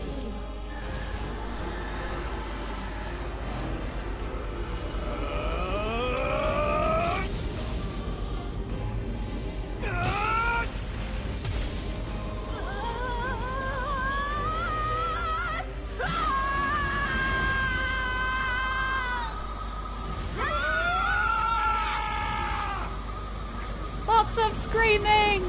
Very typical of a Japanese game. Lots of screaming!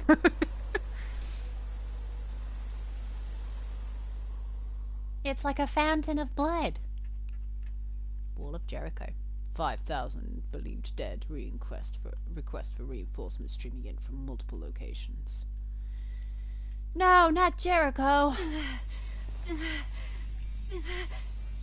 Emil, wait.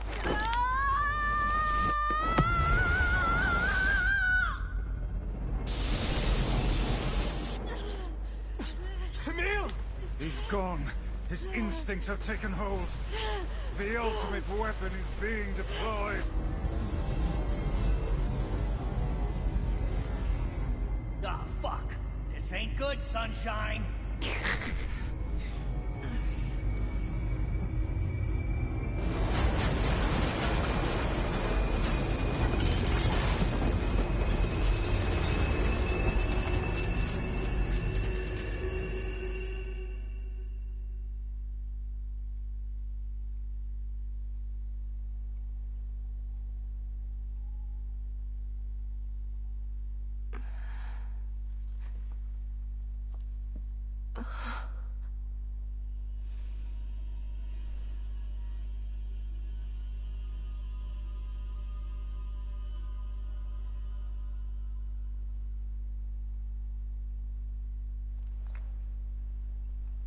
He destroyed the whole village.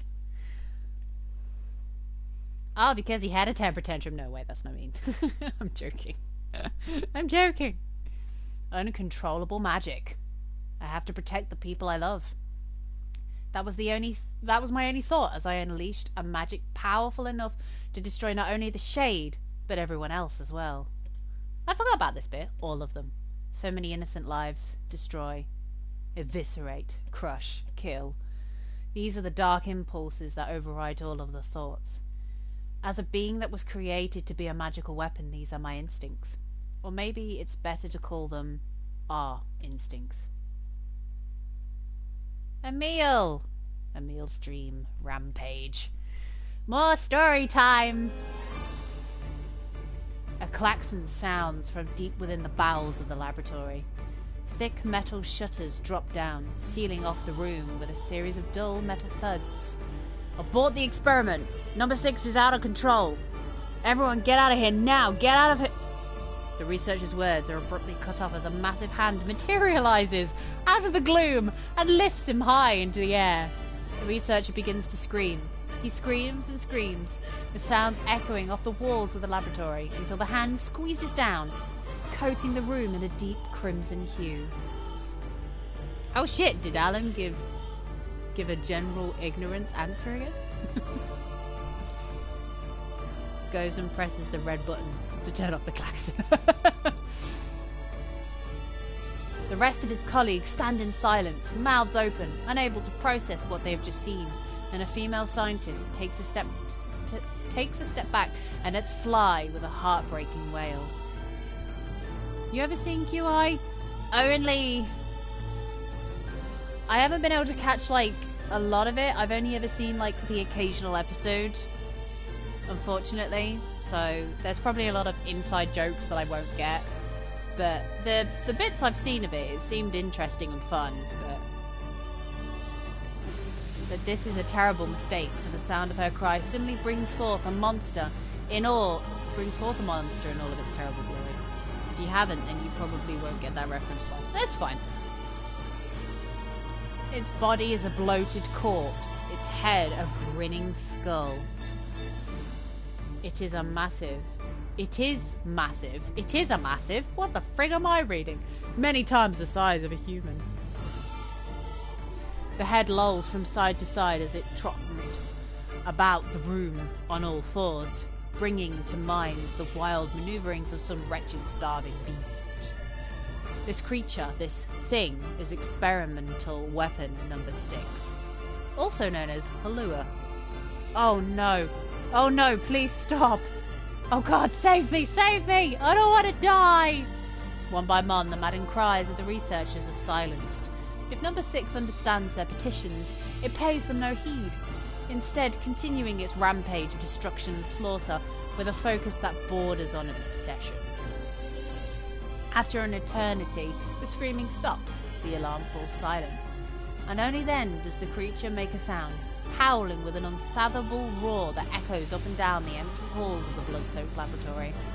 It's a sound that curses those who dared to bring such evil into the world, and yet one that also seems to be pleading for help. Ah, poor Halua!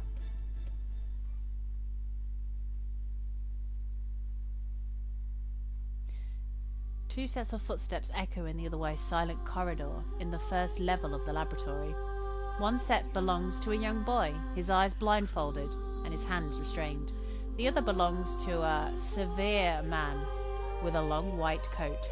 The man drags the boy along by the means of a long chain attached to a set of shackles on his wrist. Rubble is scattered here and there across the floor to the corridor, making the journey an exceedingly difficult one for the boy who cannot see. Excuse me?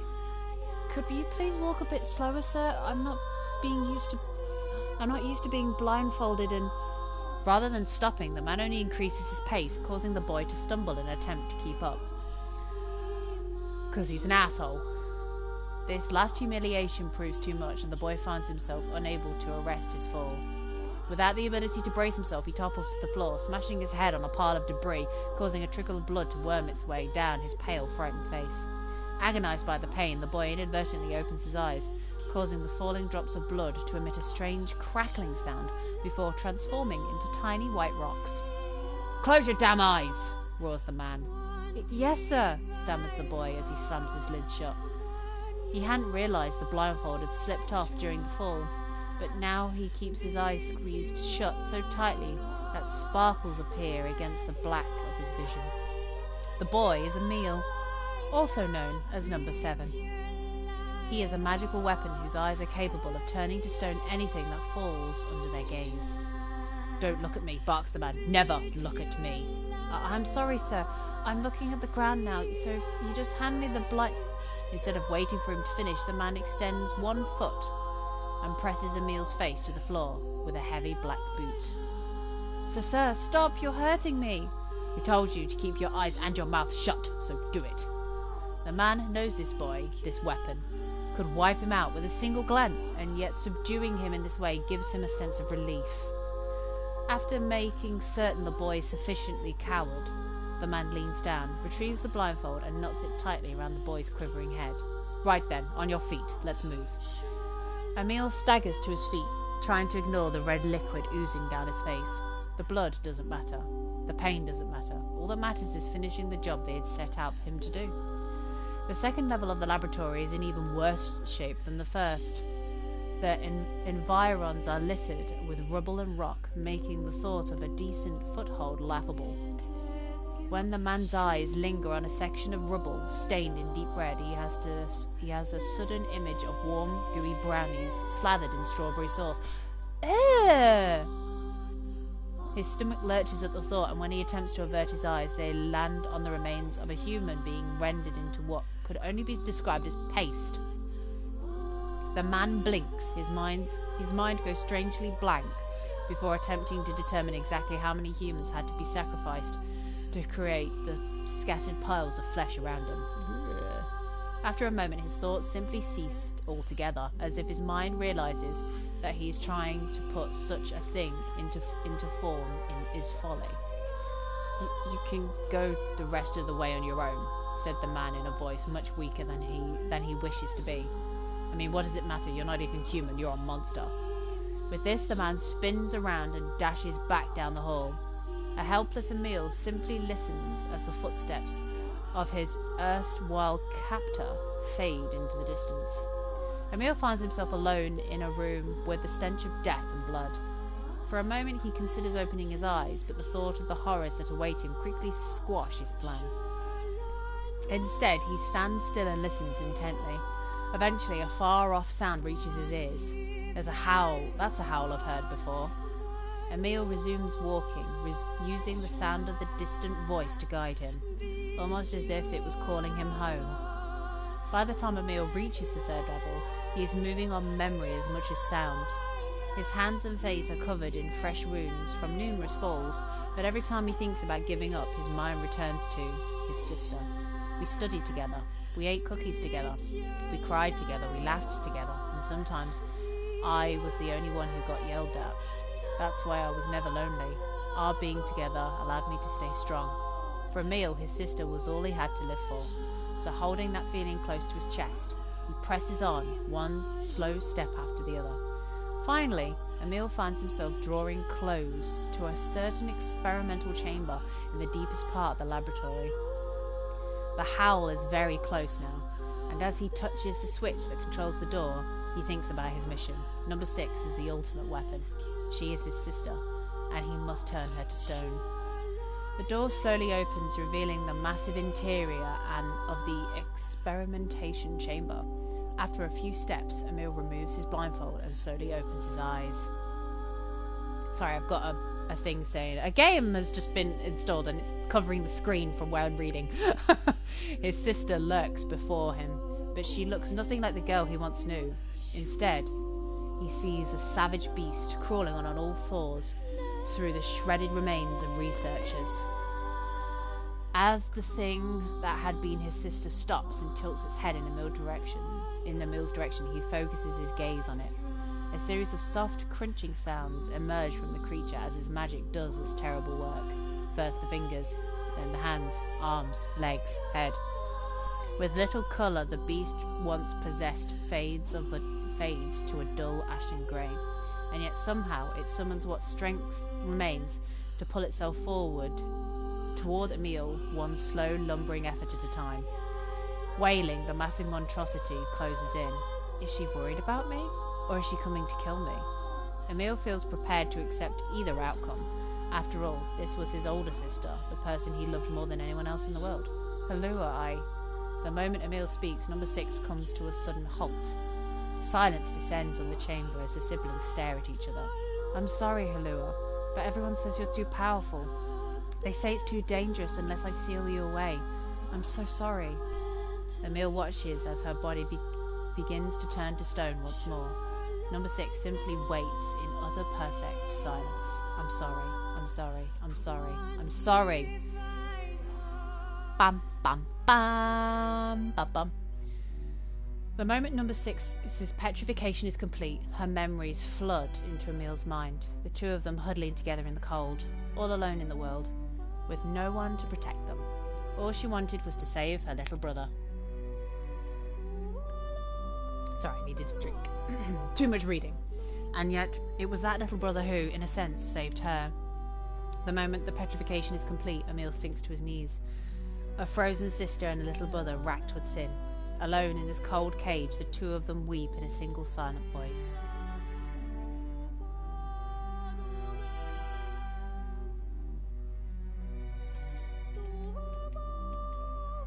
It was our combined power that destroyed the Eyrie. Whole existences, entire lives, even their memories. We took it all. We took everything. My sweet, gentle sister turned into a monster. And the same thing will happen to me now that I have her power.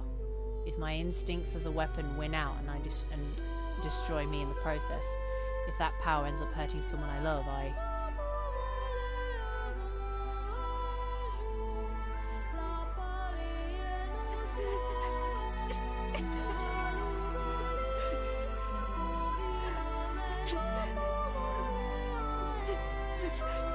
What have I done? I killed innocent people. I killed them all. But you saved us. If If it wasn't for you, we'd all be dead. We owe you. But It's all right.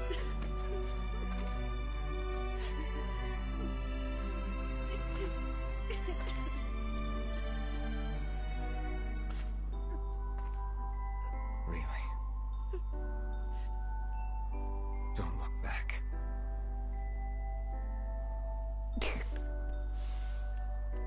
Bean? Hello? I'm sorry, what? I have what?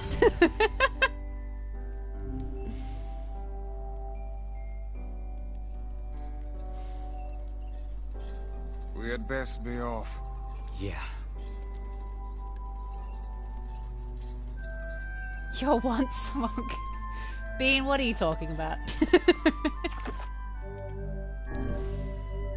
If you've come to be sassy, you've got the next couple of minutes, because I'm literally finishing my stream. I've been streaming for 3 hours and 15 minutes. Oh, and I'm hungry. I need a snack, man. Beat Sadman up. Oh, jeez, you'll be doing that for a while. Bean is that type of person.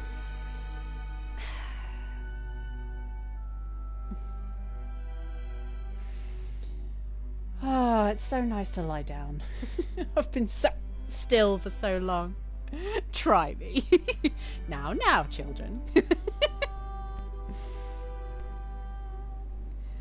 Oh. Well, I think we've done enough for today, don't you guys? 3 hours, 15 minutes? Well, 3 hours, nearly 20 minutes now. I bring the pain train. Oh dear. No. For I'm the conductor of the train. Oh my god. Need at least 4 more hours. No! I can't go for another 4 hours. I think I might die of starvation. I've got the shiniest meat cycle. Bean, how many references and puns and weird jokes are you going to slam into this stream before we finish? Oh dear. Anyway, we have got a little bit more information this time round. Thank you, Kaine and Emil, for your wonderful backstories of pain and suffering. Now being able to understand shades too just gives a little bit more insight into the game itself. I'm gonna try and do some more side quests before the next stream. Depending on how well I do, I'm probably gonna come back and play as Papa Near and do some more of like the DLC side questy kind of things rather than the main story, because there are some places that the side quests will take me that are story relevant places, and I don't want to kind of like avoid being able to get the weapons if possible. The more weapons I get before I get to the end of my third playthrough, the better, because my plan is that we're going to watch it all through this time, and then I will literally just stream me defeating the Shadow Lord for ending C and ending D, and then I'm not sure what to do about ending E, but ending E is new, so I'll probably just kind of play that for you so you guys know what's going on there. Bring me a Domino's. Why do I need to bring you a Domino's? All the way to the end. No. Why do you want pizza? Why do you need pizza? Murder everything. Yeah, well, I'm hungry too. I'm gonna buy myself a pizza before I buy you a pizza. Besides, Domino's is expensive. Can't I just transfer you a $5 and you go to the supermarket and get a giant pizza instead? It's so much cheaper. Domino's is like the bum. See our friendship. Dude, it ain't a friendship. We're practically siblings and you fucking know it. I'm lazy. Oh, Jesus. Right, I'm gonna go before Bean starts going haywire in my chat. So I hope everybody enjoyed this stream. I appreciate you guys sticking around with me because we are kind of repeating ourselves a little bit, but I'm trying to go sorry, I'm reading chat. I'm trying to go through it as fast as possible so we can just get to the interesting, like, story-driven parts that are different and new. So I will hopefully have some new stuff for you. Ooh, I need to remember to do the side quest bit that I didn't do with you guys last time. So there will be some new stuff coming next stream. I promise you. There will be some new stuff coming next stream. So there was a side quest that was brand new that I didn't realise was a brand new side quest. So you guys will get to see that next stream. Along with some more Papa Near. And hopefully I'll have some more weapons and stuff to show you guys. So you guys have a wonderful rest of your day, and I will see you guys again soon. Take care, everybody. Love and hugs, and I will see you again next week. Bye, guys. Bye.